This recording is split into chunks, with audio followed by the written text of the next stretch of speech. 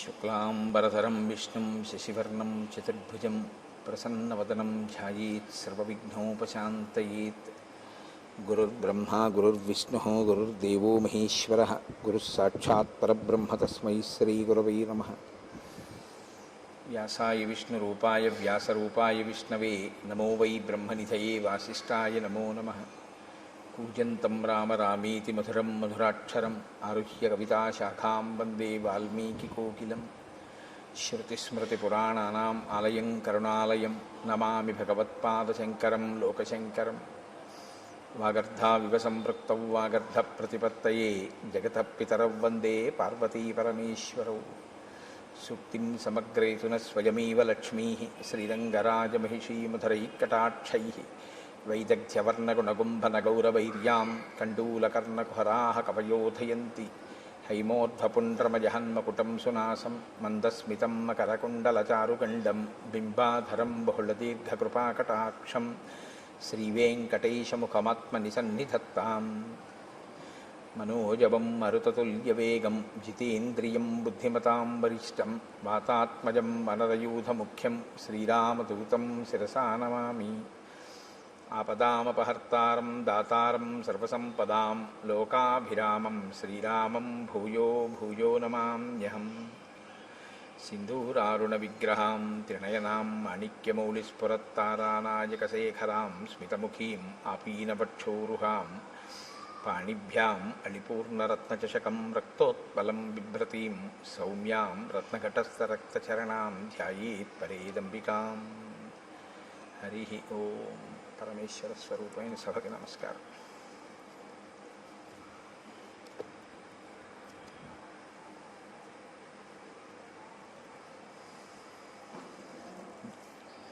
జటాయువుకి ఉత్తమ గతులను కల్పించినటువంటి రామచంద్రమూర్తి లక్ష్మణ సహితుడై సీతాన్వేషణం చేస్తూ అరణ్యంలో ప్రవేశించినటువంటి ఘట్టాన్ని మీకు నేను వివరిస్తున్నాను. నేను ఆ సీతమ్మని వెతుకుతూ వాళ్ళు నైరుతి దిశగా ముందుకి సాగిపోయారు.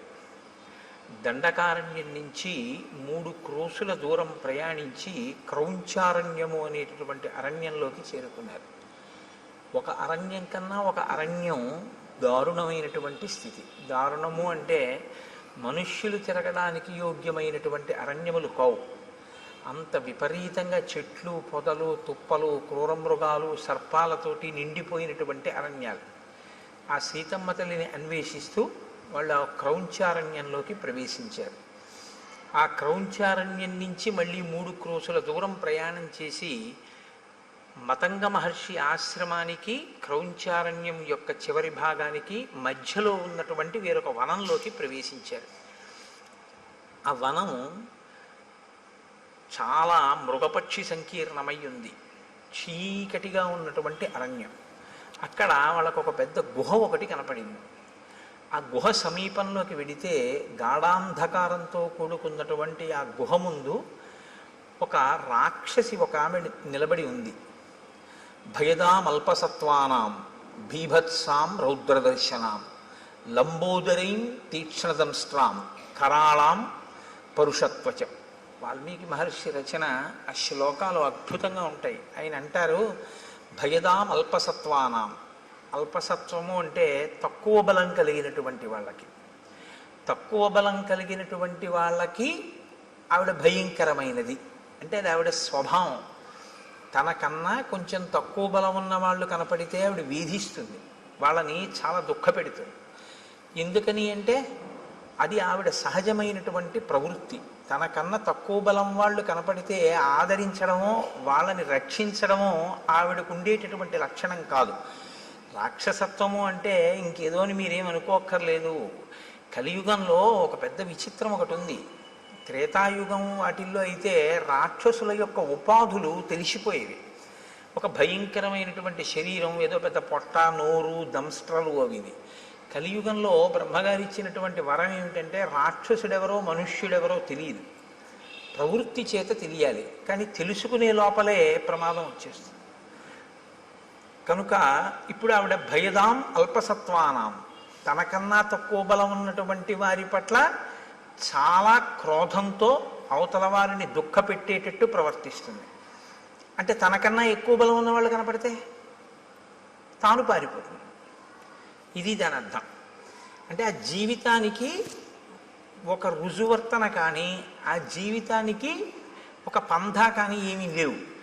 మనకన్నా బలవంతుడు కనపడ్డాడు, వాడు మనకేదో ఇబ్బంది పెట్టాడు, పారిపోవడం. మనకన్నా తక్కువ బలం వాడు కనపడ్డాడు, వాడిని ఏడిపించడం. ఈ ఏడిపించేటప్పుడు సిగ్గేయదు, ఆ ఓడిపోయినప్పుడు సిగ్గేయదు. రెండు చోట్ల సిగ్గు లేకపోతే అవమానము ఇలాంటివి ఉండవు. ఎప్పుడూ ఉండేది ఏమిటి అంటే రెండు కాలముల యందు కూడా దుఃఖపెట్టే ప్రయత్నం ఉంటుంటుంది. ఆ ప్రయత్నంలో తను విజయం సాధిస్తే విజయం సాధిస్తుంది, విజయం సాధించకపోతే వెళ్ళిపోతుంటుంది. ఇక్కడ ఈవిడికి శూర్పణఖకి ఒక్క తేడా ఒకటి కనపడుతుంది. అరణ్యకాండలో మహర్షి ఇద్దరికి ముక్కు చెవులు కోయిస్తారు, ఆడ రాక్షసులకి. అందులో ఒకరు శూర్పణఖ, ఒకరు అయోముఖి. ఇద్దరు రాక్షసి అయినటువంటి వారే. కానీ ఒకరు పగ పెంచుకునే తత్వం ఉన్నవారు, ఒకరు పగ పెంచుకోకుండా అవకాశం దొరికితే ఏడిపిస్తారు, అవకాశం దొరకకపోతే పారిపోతారు. ఒక విధంగా చెప్పాలి అంటే ఒకరికన్నా ఒకరు ప్రమాదం తక్కువ అని కానీ, ఒకరికన్నా ఒకరు ప్రమాదం ఎక్కువ అని కానీ చెప్పడం కొంచెం కష్టం. ఎందుకంటే పగ పెంచుకునే స్వభావము ప్రమాదకరమే. పగ పెంచుకోకుండా తనకన్నా తక్కువ బలవంతుడు కనపడితే ఆ తక్కువ బలవంతుడిని నిగ్రహించడం కూడా ప్రమాదకరమే కదా. ఎక్కువ బలవంతులు కదా అని చెప్పి వచ్చి వాళ్ళకి ఏమైనా వాళ్ళు వచ్చి వీళ్ళని ఇబ్బంది పెడితే వాళ్ళు అప్పటికి పారిపోతారు. పారిపోయారని జాడ్యమో సమస్య వదిలిపోయినట్టు కాదు, మళ్ళీ వస్తూ ఉంటారు. ఎప్పుడు తెలుస్తుంది తనకన్నా అధిక బలవంతుడని? తను ఓడిపోతే ఏమైనా సిగ్గుంటుందా? ఏమీ ఉండదు, మళ్ళీ వెళ్ళిపోతుంది. మళ్ళీ ఎప్పుడు వస్తుంది? మళ్ళీ ఇంకోటి దొరికితే మళ్ళీ వస్తుంది. మళ్ళీ వాడు అధిక బలవంతుడైతే మళ్ళీ వెళ్ళిపోతుంది, తక్కువ బలవంతుడైతే ఇబ్బంది పెడుతుంది. అంటే ఆ మనస్తత్వం ఎటువంటిది అంటే దానికి మార్పు అన్నది కానీ, పాఠం నేర్చుకోవడం అన్నది కానీ ఏమీ ఉండదు.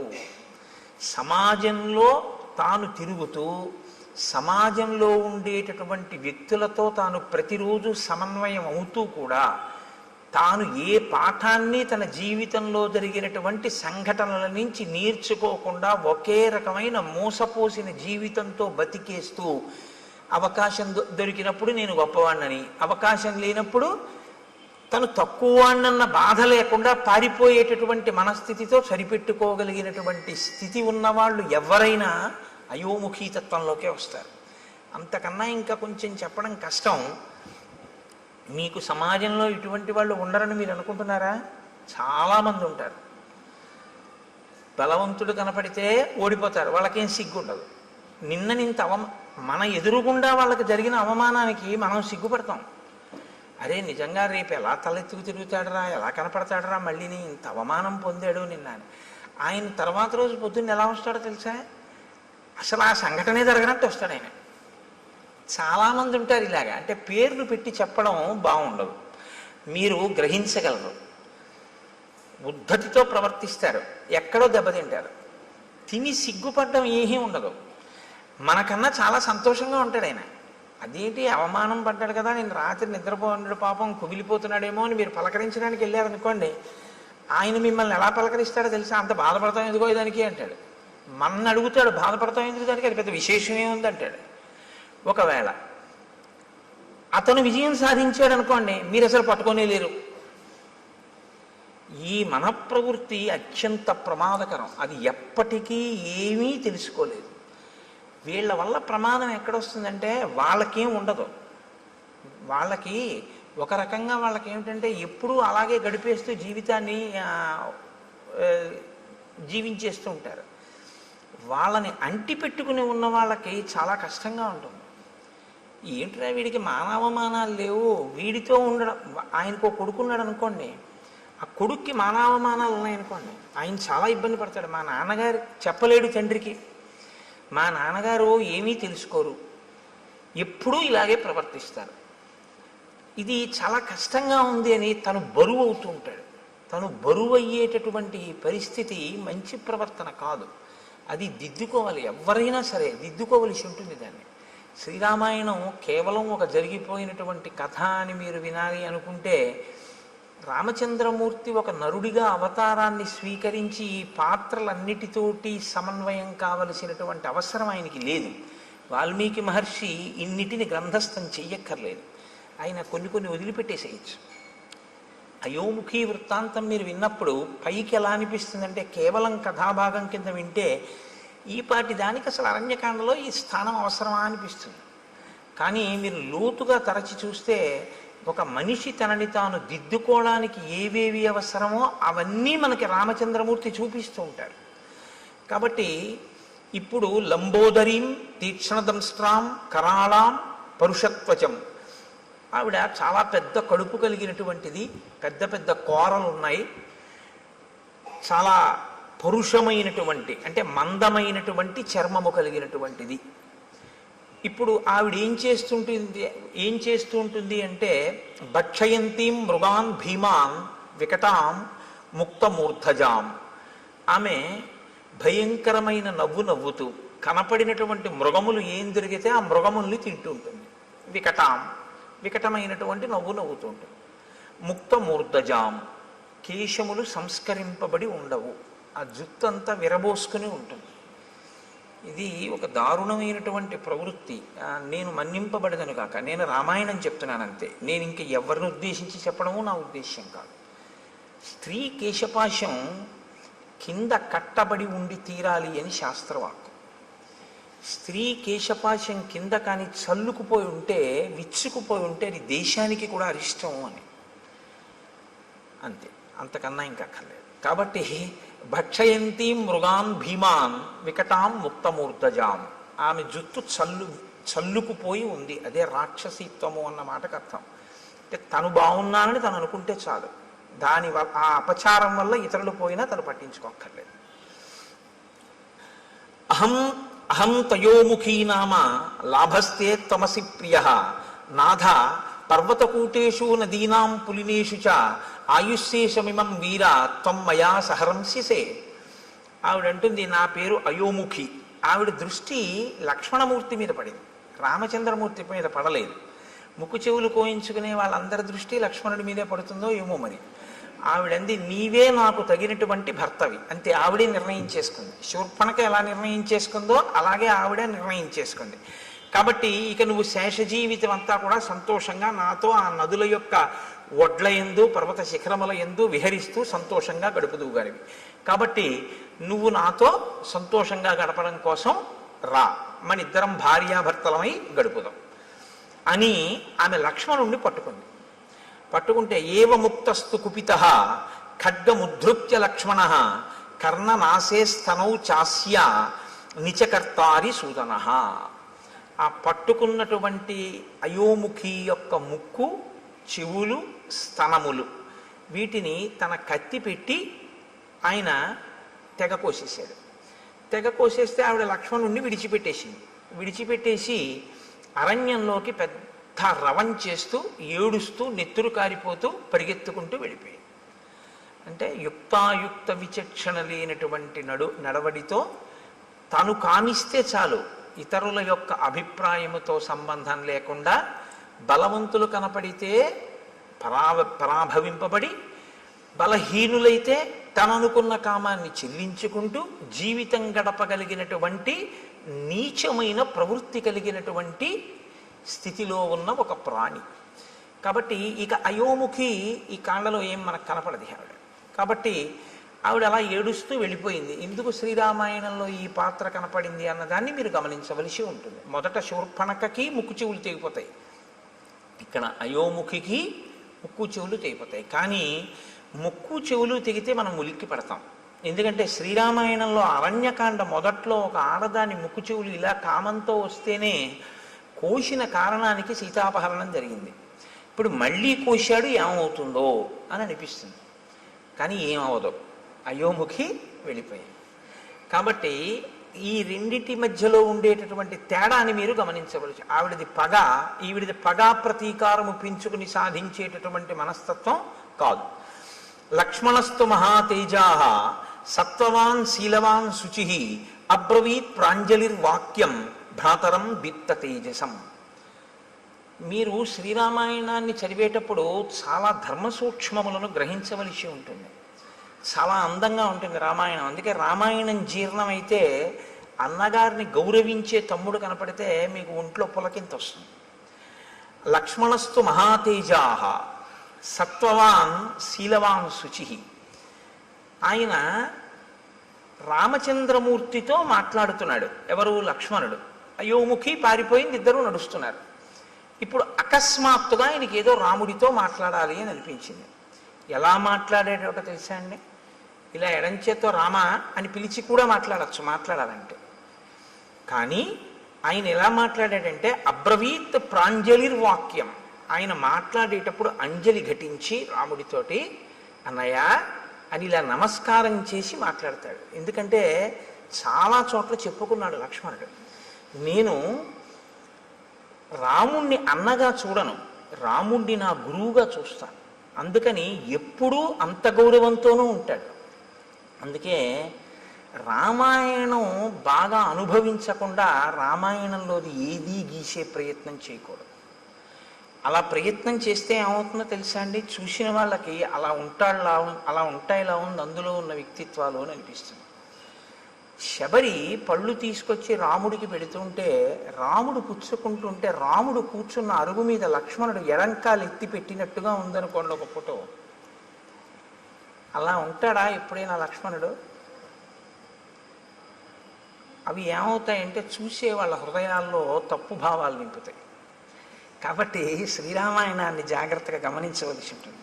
గమనించకుండా చేతిలో కళ ఉండడం వేరు, రామాయణాన్ని గీయడం వేరు. రామాయణాన్ని గీయాలి అంటే రామాయణం చదివి రామాయణం గురించి కొంత అధికారం ఉండాలి.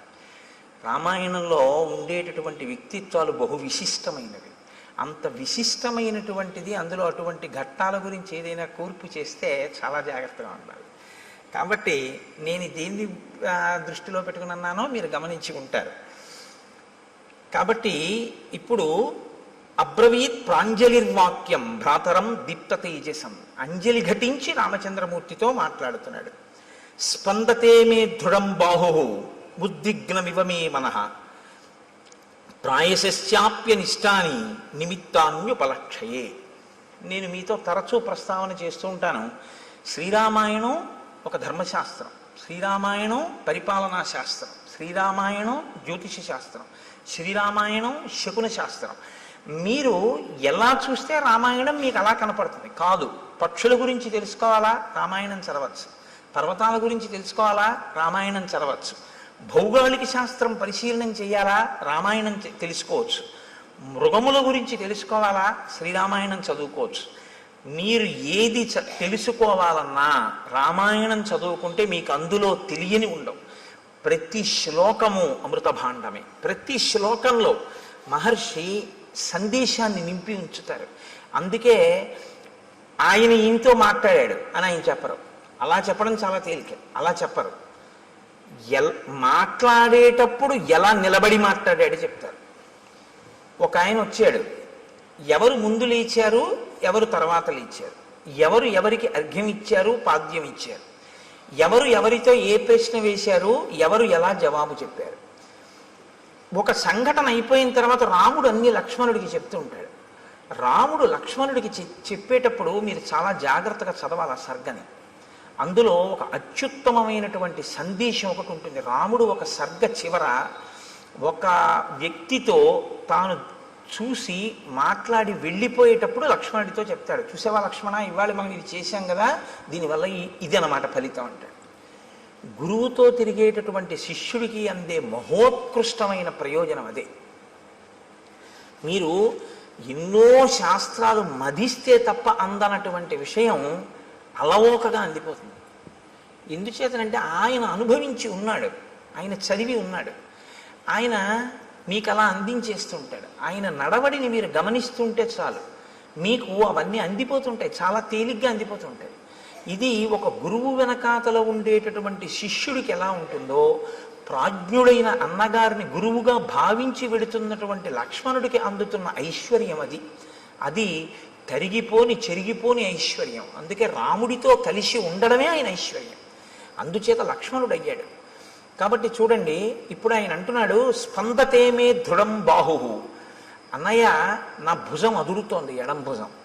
ఎడమ భుజం పురుషుడికి అదిరితే అది అశుభ సూచన, ఏదో దుర్నిమిత్తము, జరగకూడనిది జరుగుతోంది అని. ఉద్విగ్నమివమే మనః, నిష్కారణంగా నా మనసు తొట్టుపడుతోంది, తత్తరపడుతోంది. ఎందుకు? ఉద్విగ్నతకి లోనవుతున్నాను.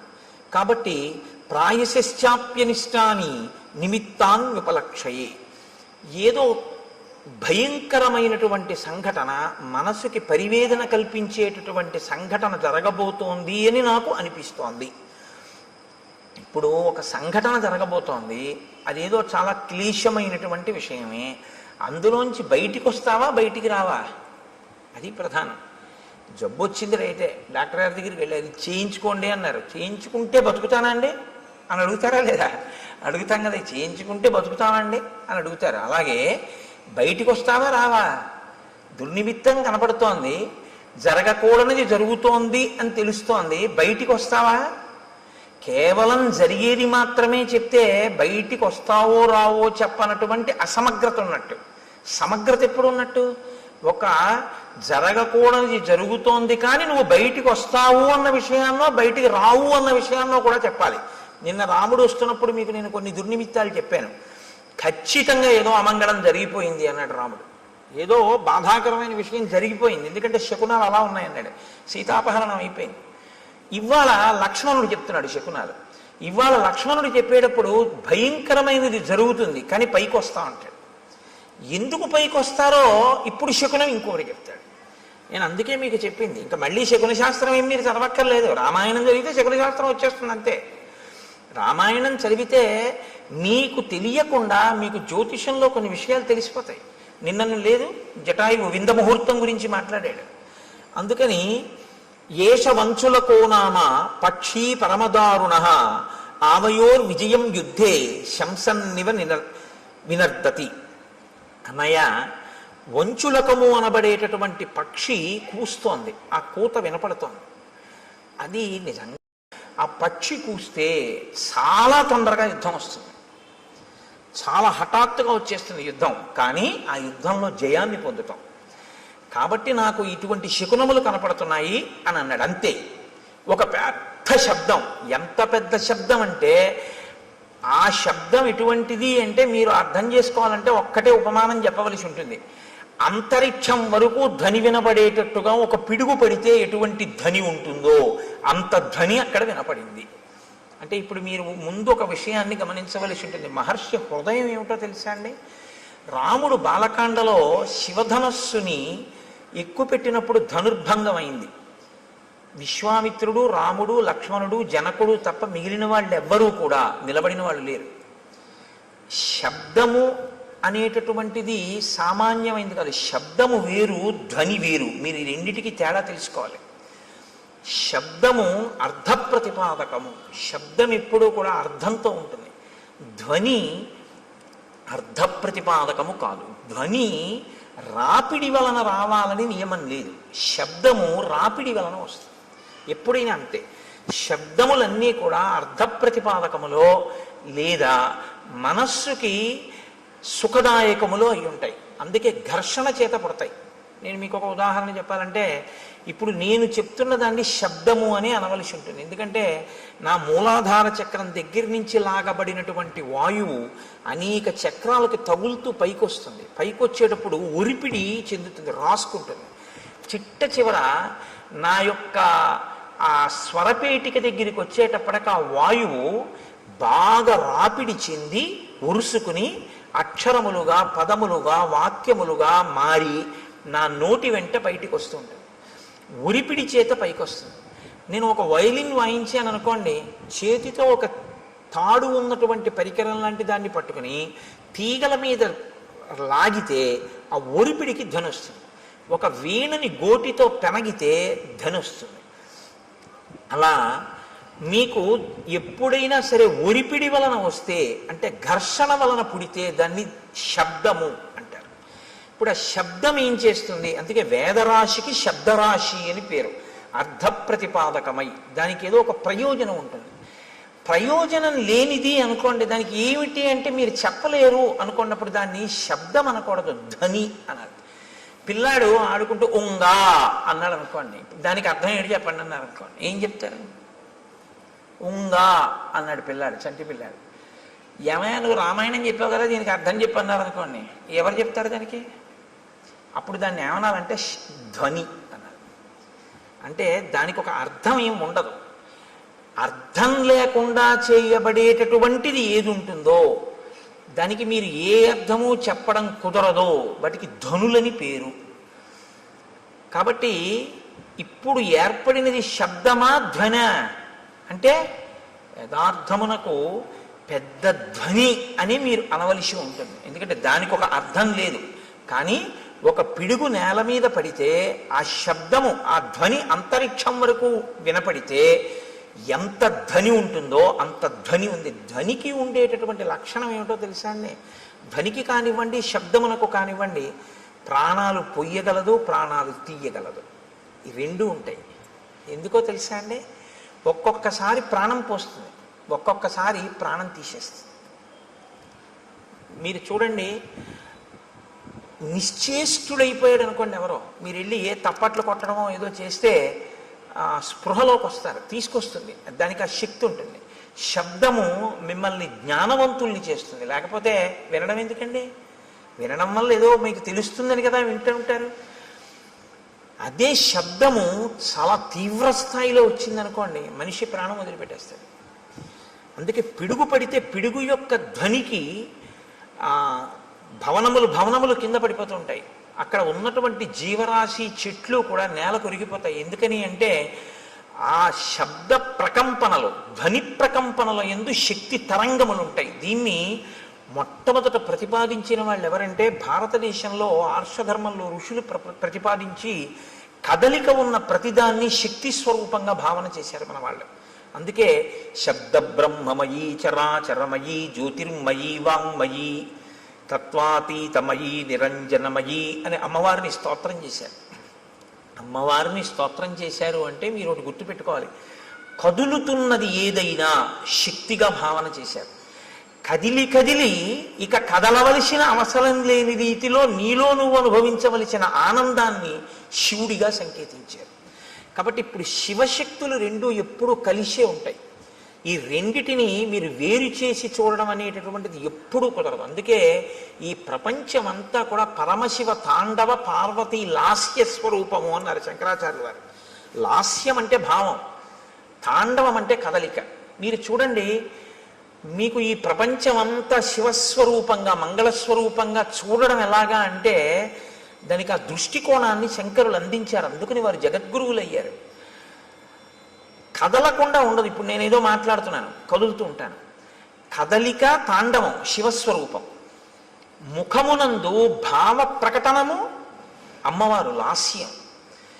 ఒక ఆయన నవ్వుతూ ఉంటాడు, ఒక ఆయన విచారంగా ఉంటాడు, ఒక ఆయన సంతోషంగా ఉంటాడు, ఒక ఆయన హాస్యం ఆడుతూ ఉంటాడు. మీరు అలా వెడుతూ చూస్తుంటే రకరకాల భావనతో ఉంటారు. అందరూ ఒక్కలా ఉండరు. ఇన్ని భావనలు అమ్మవారు, ఇన్ని కదలికలు ఈశ్వరుడు. కదలిక భావన కలిసే ఉంటాయి ఎప్పుడు. చూడండి, కలిసే ఉంటాయి అనేటప్పటికీ నేనేమన్నాను, ఇలా అన్నాను. అంటే లోపల కలయిక అన్న భావన రాగానే నేను ఇలా సంకేతించాను. ఈ భావన, ఈ కదలిక రెండు ఒకదాన్నొకటి అనుసరించడం. వాగర్ధావివ సంపృక్తౌ వాగర్ధ ప్రతిపత్తయే జగత పితరౌ వందే పార్వతీ పరమేశ్వరౌ. వాళ్ళిద్దరి స్వరూపమై ఈ జగత్తంతా ఉందయా. పార్వతీ పరమేశ్వరులు ఈ లోకమంతా నిండి ఉన్నారు. నువ్వు అలా చూడగలిగితే జగత్ తాండవ లాస్య స్వరూపము అని.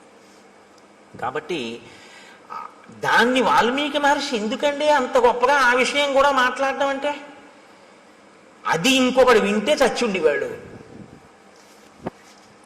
తట్టుకోగలిగారు అంటే ఇప్పుడు దాని మూలస్థానమును కూడా ఛేదించగలిగినటువంటి పరాక్రమవంతులు. చెవికే అంత బలం ఉంటే చేతులకి ఎంత బలం ఉండాలి? కాబట్టి ఇప్పుడు మూలస్థానాన్ని ఛేదించగలరు. ఇది రామచంద్రమూర్తి యొక్క, లక్ష్మణుని యొక్క వీర్యము, పరాక్రమము. మీతో నేను చాలా మార్లు మనవి చేస్తున్నాను, వీర్యం అన్న మాటకు అర్థం అదే. ఎదుట వస్తున్నటువంటి ఎదిరింపునకు లేదా తనతో తలపడుతున్నటువంటి స్థితిలో ఉన్న ఎదురుగుండా కనపడుతున్నటువంటి ప్రతిద్వంద్వి యందు లోపల తాను చెక్కు చెదరక ఎదుటివాడిని చెక్కు చెదిరిపోయేటట్టు చెయ్యగలిగినటువంటి ప్రజ్ఞకి వీర్యమని పేరు. ఇది లోపల నిబిడీకృతమై ఉంటే పరాక్రమం అని పేరు. కాబట్టి ఇప్పుడు ఈ వీర్య పరాక్రమములు ఉన్నవారు కాబట్టి అందుకని అడిగారు వాల్మీకి మహర్షి, కోన్వస్మిన్ సంప్రదంలోకే గుణవాన్ కశ్య వీర్యవాన్ ధర్మజ్ఞశ్చ కృతజ్ఞశ్చ సత్యవాక్యో దృఢవ్రత చారిత్ర్యేణ చ కోయుక్త సర్వభూతేషు కోహిత విద్వాన్ కస్సమర్థశ్చ కశ్చైక ప్రియదర్శన ఆత్మవాన్ కో జితక్రోధో ద్యుతిమాన్ కో ననసూయక. ఇన్ని ప్రశ్నలు వేయడానికి కారణం అదే. కాబట్టి ఇప్పుడు వారు ఆ ధనిని విని వాళ్ళు ఏమనుకున్నారంటే ఇంత పెద్ద ధని ఎక్కడి నుంచి వచ్చింది అని ఆశ్చర్యపోయారు. వారు ఆశ్చర్యపోయే లోపలే వారికి ఎదురుగుండా ఒక స్వరూపం ఒకటి కనపడింది, ఒక పెద్ద ఆకారం ఒకటి కనపడింది. ఆకారము అన్న మాట నేను ఎందుకు అనవలసి ఉంటుందంటే, చూడగానే గుర్తుపట్టగలిగితే ఇది బలానా అని గుర్తుపట్టగలిగారు అనుకోండి, మీ ప్రజ్ఞకు అందుతోంది అని గుర్తు. ఇలా చూస్తే మనిషి అన్నాను అనుకోండి, నా ప్రజ్ఞకు అందింది. జింక నా ప్రజ్ఞకు అందింది, లేడి నా ప్రజ్ఞకు అందింది, సర్పము నా ప్రజ్ఞకు అందింది. అసలు అటువంటి రూపు లోకంలో ఎక్కడా వర్ణింపబడలేదు, తాను చూడలేదు. నేను చూడకపోవచ్చు కానీ విన్నాను అనుకోండి తెలుస్తుంది. ఒక హంస నేను చూడలేదు కానీ హంస కనపడింది, ఇది హంస అనుకుంటానండి అంటాను. మళ్ళీ ఇదో విచిత్రం తెలుసా అండి, నామం ఉంటే రూపం ఉంటుంది, రూపం ఉంటే నామం ఉంటుంది, నామం రూపం కలిస్తే మాయ అవుతుంది. అదే విచిత్రం. శంకర భగవత్పాదుల యొక్క ప్రతిపాదన అంతా దీని మీదే ఆధారపడింది. నామం ఉంటే రూపం ఉంటుంది, రూపం ఉంటే నామం ఉంటుంది. కోటేశ్వరరావు గారు అన్నారనుకోండి, మీకు వెంటనే నా రూపం మీ మనసులో అలా లీలగా కదులుతుంది. చూస్తున్నారుగా చాలా రోజుల నుంచి. కోటేశ్వరరావు అనబడేటప్పటికీ నేను ఇలా వస్తూ ఉంటే ఆ కోటేశ్వరరావు వస్తున్నారు అంటారు. అంటే నా రూపాన్ని నామంతో గుర్తిస్తారు. అలా ఇంకోళ్ళు వస్తున్నారు అనుకోండి, కోటేశ్వరరావు వచ్చారా అండి అన్నారనుకోండి ఎవరైనా కొత్త వాళ్ళ, ఆయన కాదండి రాలేదంటారు. నామము రూపము పక్క పక్కనే ఉంటే కుండ అన్నాను అనుకోండి, కుండ ఎలా ఉంటుందో మీకు వెంటనే మనసు చూపిస్తుంది, ప్రొజెక్ట్ చేస్తుంది. అసలు నిజానికి మీరు పెట్టిన పేరు మీరు చూపించిన పదార్థము రెండు అసత్యాలు. దాన్ని కుండ అనకుండా కర్ర అని కొత్తగా పేరెడుతున్నానన్నా దానికి ఏం అభ్యంతరం ఏమి ఉండదు. రెండు, అది మట్టి యొక్క వికారం, అది అసలు నిజానికి దాని సత్యం అది కాదు.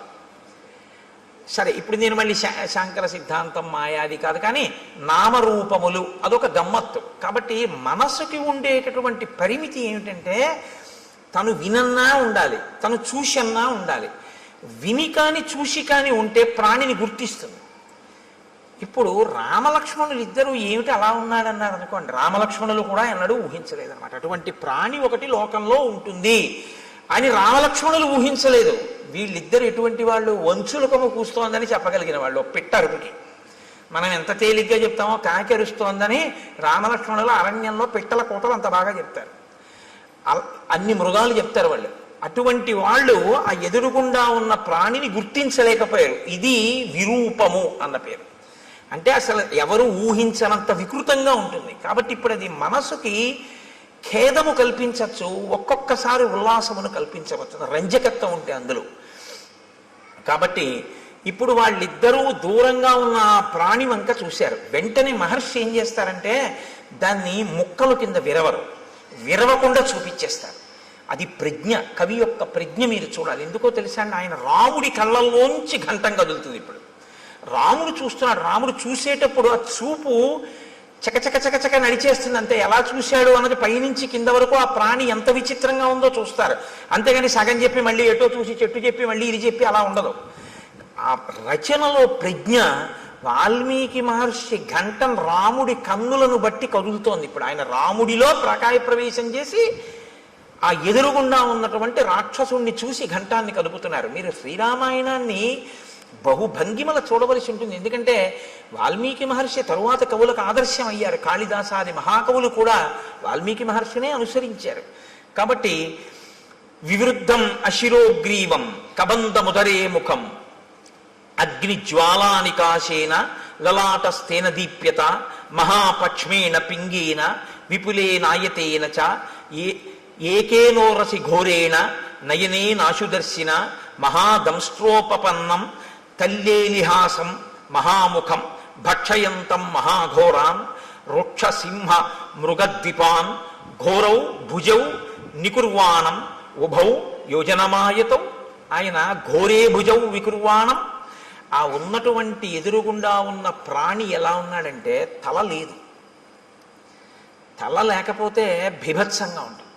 అది ఆ ప్రాణి ఏం చేస్తుందంటే మీకు బీభత్స రసాన్ని ఉద్భుతం చేస్తుంది మా లోపల నుంచి.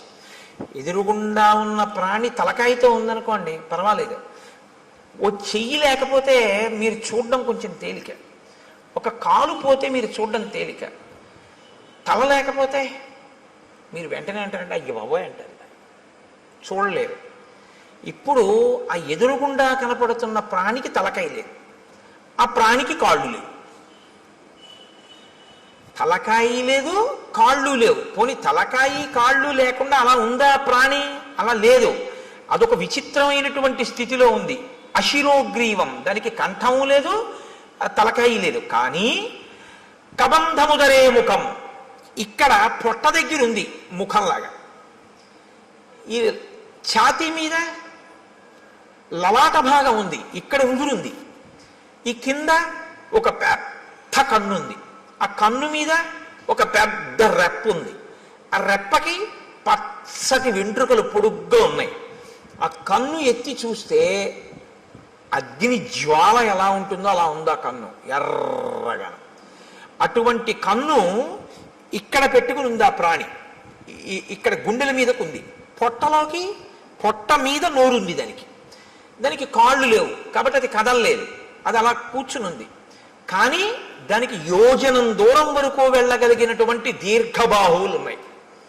ఇప్పుడు అది ఏం చేస్తోందంటే ఎంత దూరమైనా సరే దానికి ఉన్నటువంటి కళ్ళతో చూస్తూ ఉంటుంది. నయనే నాశుదర్శిన అంటే ఒక్క కన్నే అయినా ఎంత దూరమైనా అది చూడగలదు కానీ లేచి వెళ్ళలేదు, గమనం లేదు. దానికి గమనం లేదు కాబట్టి అది ఏం చేస్తుందంటే చెయ్యి చాపుతుంది, చాపి తడువుతుంది ఇలాగా. అంటే అది ఎటిళ్ళిందో ఇలా తడువుతుంది, తడివి పట్టుకుంటుంది.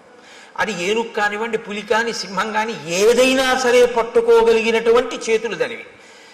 ఎంత దూరం? ఇక్కడి నుంచి ఒక యోజనం దూరం వరకు ఉంటాయి చేతులు, దాంతో పట్టుకుంటుంది. పట్టుకుని ఈడుస్తుంది ఆ ప్రాణుల్ని.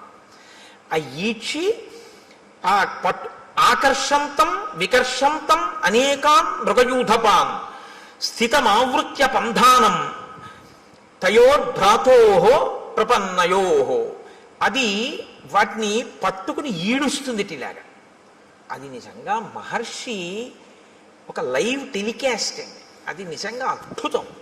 ఎందుకంటే పట్టుకుని ఇలా ఎత్తడం కొన్ని ప్రాణుల లక్షణం, ఈడ్వడం కొన్ని ప్రాణుల లక్షణం. మీరు చూడండి, ఉత్తమమైనటువంటి సంస్కారం ఉన్న ప్రాణులు కొన్ని ఉంటాయి.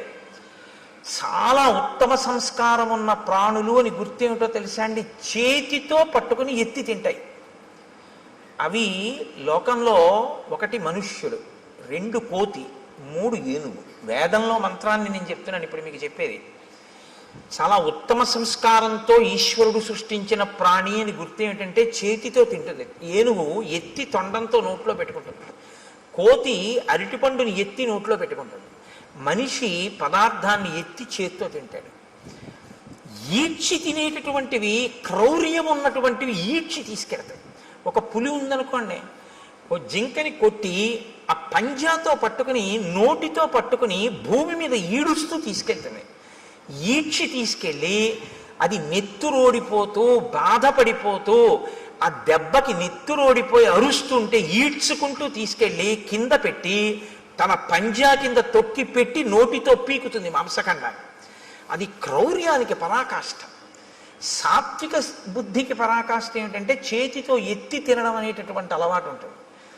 మహర్షి అంటున్నారు ఆకర్షంతం వికర్షంతం, పట్టి ఈడుస్తాడు అన్నాడు. అక్కడ పట్టి అలా ఎత్తి ఇలా తేడు, ఇలా ఈడుస్తూ ఉంటాడు. ఎందుకనంటే ఈడ్చడంలో ఉంది ఆ పైశాచిక భావన, ఆ క్రౌర్యం ఉంది అందులో. అంటే అసలు ఉండడమే విచిత్రం, ఆ తినడమూ విచిత్రం. అంటే ఎంత క్రౌర్యం కలిగినటువంటి ప్రాణో, ఎంత విచిత్రమైన ప్రాణో మీరు ఊహించవలసి ఉంటుంది. ఇంత ఘోరంగా అయినటువంటి స్వరూపం ఎలా వచ్చింది, ఎందుకు వచ్చిందన్న ఆలోచన ఒకటి మీకు వెంటనే రావాలి. ఇది చాలా ప్రధానం రామాయణంలో. అది ఎందుకు వచ్చింది అన్నది మీరు తెలుసుకుంటే అలా మనం రాకుండా ఉండడానికి అవకాశం దొరుకుతుంది కదా.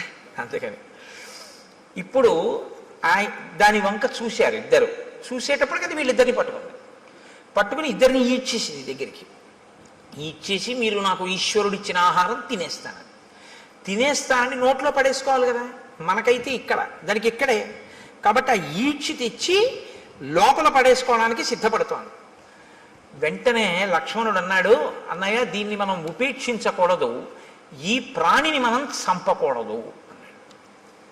నిజంగా శ్రీరామాయణం ధర్మశాస్త్రం అద్భుతం. అందుకు మహర్షి ప్రతి చిన్న విషయాన్ని కూడా రచనలో చూపిస్తారు. నిశ్చేష్టానాం మధో రాజన్ కుచ్చితో జగతీపతే క్రతు మధ్యోపనీతానాం పశూనాం ఇవ రాఘవ. లక్ష్మణుడు అంటున్నాడు, కదలిక లేని ప్రాణిని చంపకూడదు. ఎందుకంటే అది పారిపోవడానికి అవకాశం ఏది? పారిపోవడానికో, విన్నిచ్చి పారిపోవడానికో, నీ మీద కలియబడ్డానికో దానికి అవకాశం ఉంటే నీ వీరత్వం చంపాలి. కదలలేని దాన్ని చంపడం ఏంటి?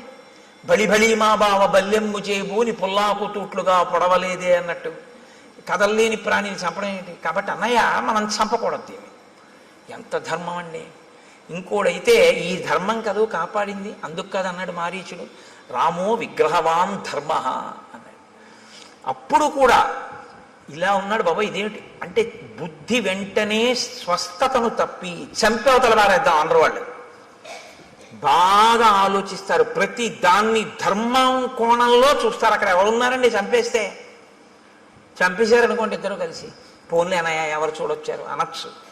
కాదు, ఎవరు చూడొచ్చారనరో, చూడవలసిన వాడు చూడకపోవడం అన్నది ఎలా జరుగుతుందంటారు వాళ్ళు. ఇది ధర్మావలంబనకి కారణం. ధర్మమూర్తిగా ఎందుకు ఉండగలుగుతాడు ఒక వ్యక్తి అంటే, నేను ఎలా తప్పుకుంటానండి, ఈశ్వరుడు ఎప్పుడూ చూస్తూ ఉంటాడు కదా అంటాడు. నేను ఒకవేళ తప్పు చేస్తే ఈశ్వరుడు యొక్క సన్నిధానంలోనే నేను తప్పు చేయాలి తప్ప ఈశ్వరుడు చూడకుండా నేను తప్పు చేయడం కుదరదు. ఆయన ఎప్పుడూ చూస్తూ ఉంటాడంటాడు. ఎప్పుడూ చూస్తున్నాడు వాడు అన్నవాడు చాలా తప్పులు చెయ్యలేడు. చాలా అన్నమాట నేను ఎందుకన్నానో తెలుసా అండి, ఏ తప్పు చెయ్యలేడని ముందే అనడం చాలా కష్టం. కొంత మార్పు అన్నది వస్తుంది ఎప్పుడంటే చాలా తప్పులు చేయలేడు, తర్వాత ఏ తప్పు చేయలేడు. కాబట్టి రాముడు ధర్మమూర్తిగా ఎందుకు ఉండగలడు ఎప్పుడు అంటే, ధర్మం అనేటటువంటిది తాను అనుష్ఠిస్తున్నానో లేదో అనేటటువంటిది వృక్షములు దేవతా స్వరూపంగా చూస్తున్నాయని రాముడు నమ్ముతాడు. మనం అంటే నాలాంటి వాడైతే ఏమంటాడంటే ఎవరు చూడొచ్చారంట. ఇదే తేడా.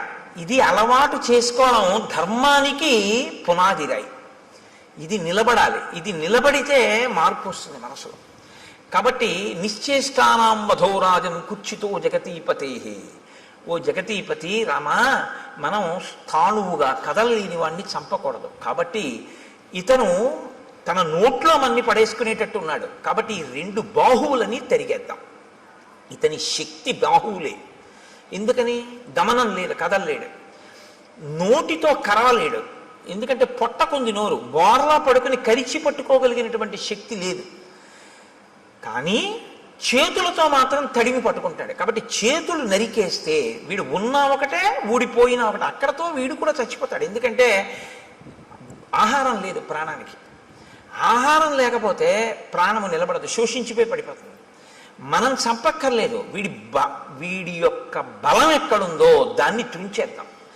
దాన్ని మాత్రం ఎందుకు తుంచాలి? మన్ని పట్టుకున్నాడు కాబట్టి, మన్ని ఇప్పుడు నోట్లో పడేస్తాడు కాబట్టి బాహువులు తుంచేద్దాం. కాబట్టి దక్షిణం బాహుం అసక్తామసినా తతః చిచ్ఛేదరామో వేగేన సవ్యం వీరస్తు లక్ష్మణ. రాముడు కుడి భుజాన్ని నిరికేశాడు, లక్ష్మణుడు ఎడమ భుజాన్ని నిరికేశాడు. 2 చేతులు ఊడి కింద పడిపోయాడు. కింద పడిపోగానే అతను చాలా సంతోషపడిపోయాడు. ఇది విచిత్రం రామాయణంలో. చాలా సంతోషపడన్నాడు. ఓ, నేను ఎదురు చూసిన సంఘటన జరిగింది. ఇన్నాళ్ళు ఈ 2 చేతులు నరికేవాడి కోసమే తడిమి పట్టుకుంటున్నాను, ఇవాళ వీటిని నరికేవాడు దొరికాడు. ఎవరు మీ ఇద్దరు అన్నాడు. అంటే వాళ్ళు నోర్ము నీకు మేం చెప్పడం ఏంటి అనరు. అది విచిత్రం. ఇది వినయం. వాళ్ళు ఎవరు అడగనివ్వండి, శూర్పణఖ అడిగినా చెప్తారు, ఎవరు అడిగినా చెప్తారు, ఎంత అందంగా అలాగని అనవసరమైనటువంటి చోట దీర్ఘంగా మాట్లాడరు. సమయాన్ని ఎంత పొదుపుగా వాడి మాట్లాడతారంటే ఎక్కడ ఎంతవరకు అవసరమో, ఏది అవతల ప్రాణికి చెప్పవలసి ఉంటుందో అక్కడ వరకే చెప్తారు తప్ప అదే పనిగా సొదపెట్టి అర్థం లేకుండా మాట్లాడడం ఉన్నది ఉండదు. అందుకే నేను మీతో మనవి చేస్తున్నాను, శ్రీరామాయణం మీరు బాగా చదివితే మాట్లాడడంలో ప్రజ్ఞ మీకు వస్తుంది. ఎవరితో ఎలా మాట్లాడాలి, ఎంత మాట్లాడాలి, ఇవి బాగా అలవాటు అవుతుంది. అసలు మనిషి పాడైపోయేది అందుకే కదండి, అక్కర్లేని మాటలన్నీ మాట్లాడడం వల్లే పాడైపోతుంటాడు.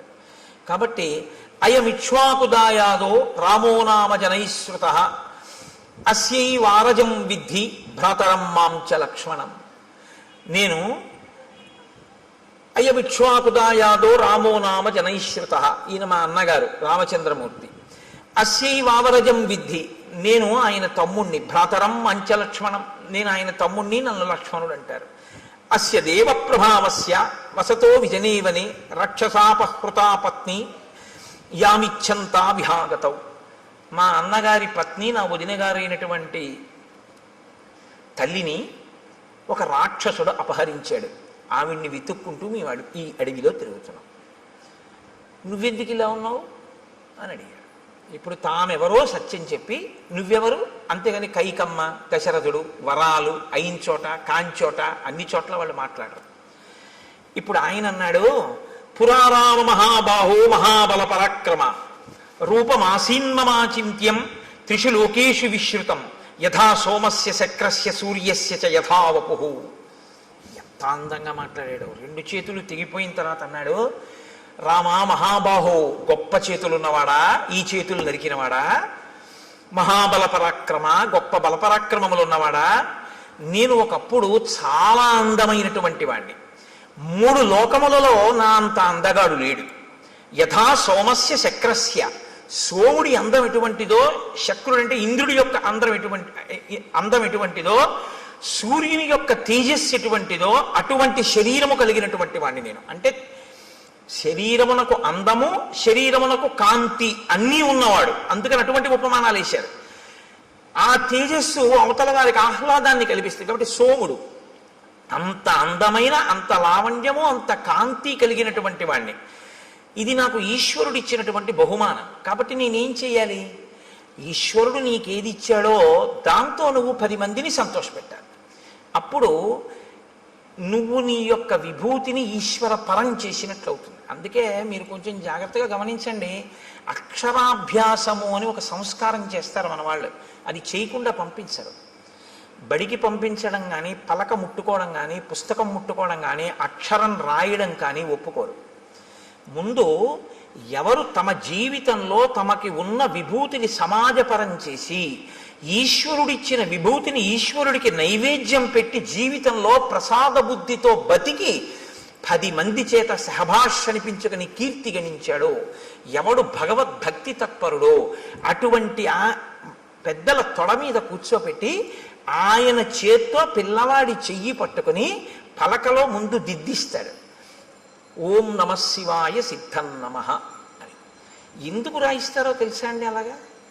అలా రాయించడం వెనక ఒక రహస్యం ఒకటి దాగి ఉంది సనాతన ధర్మంలో.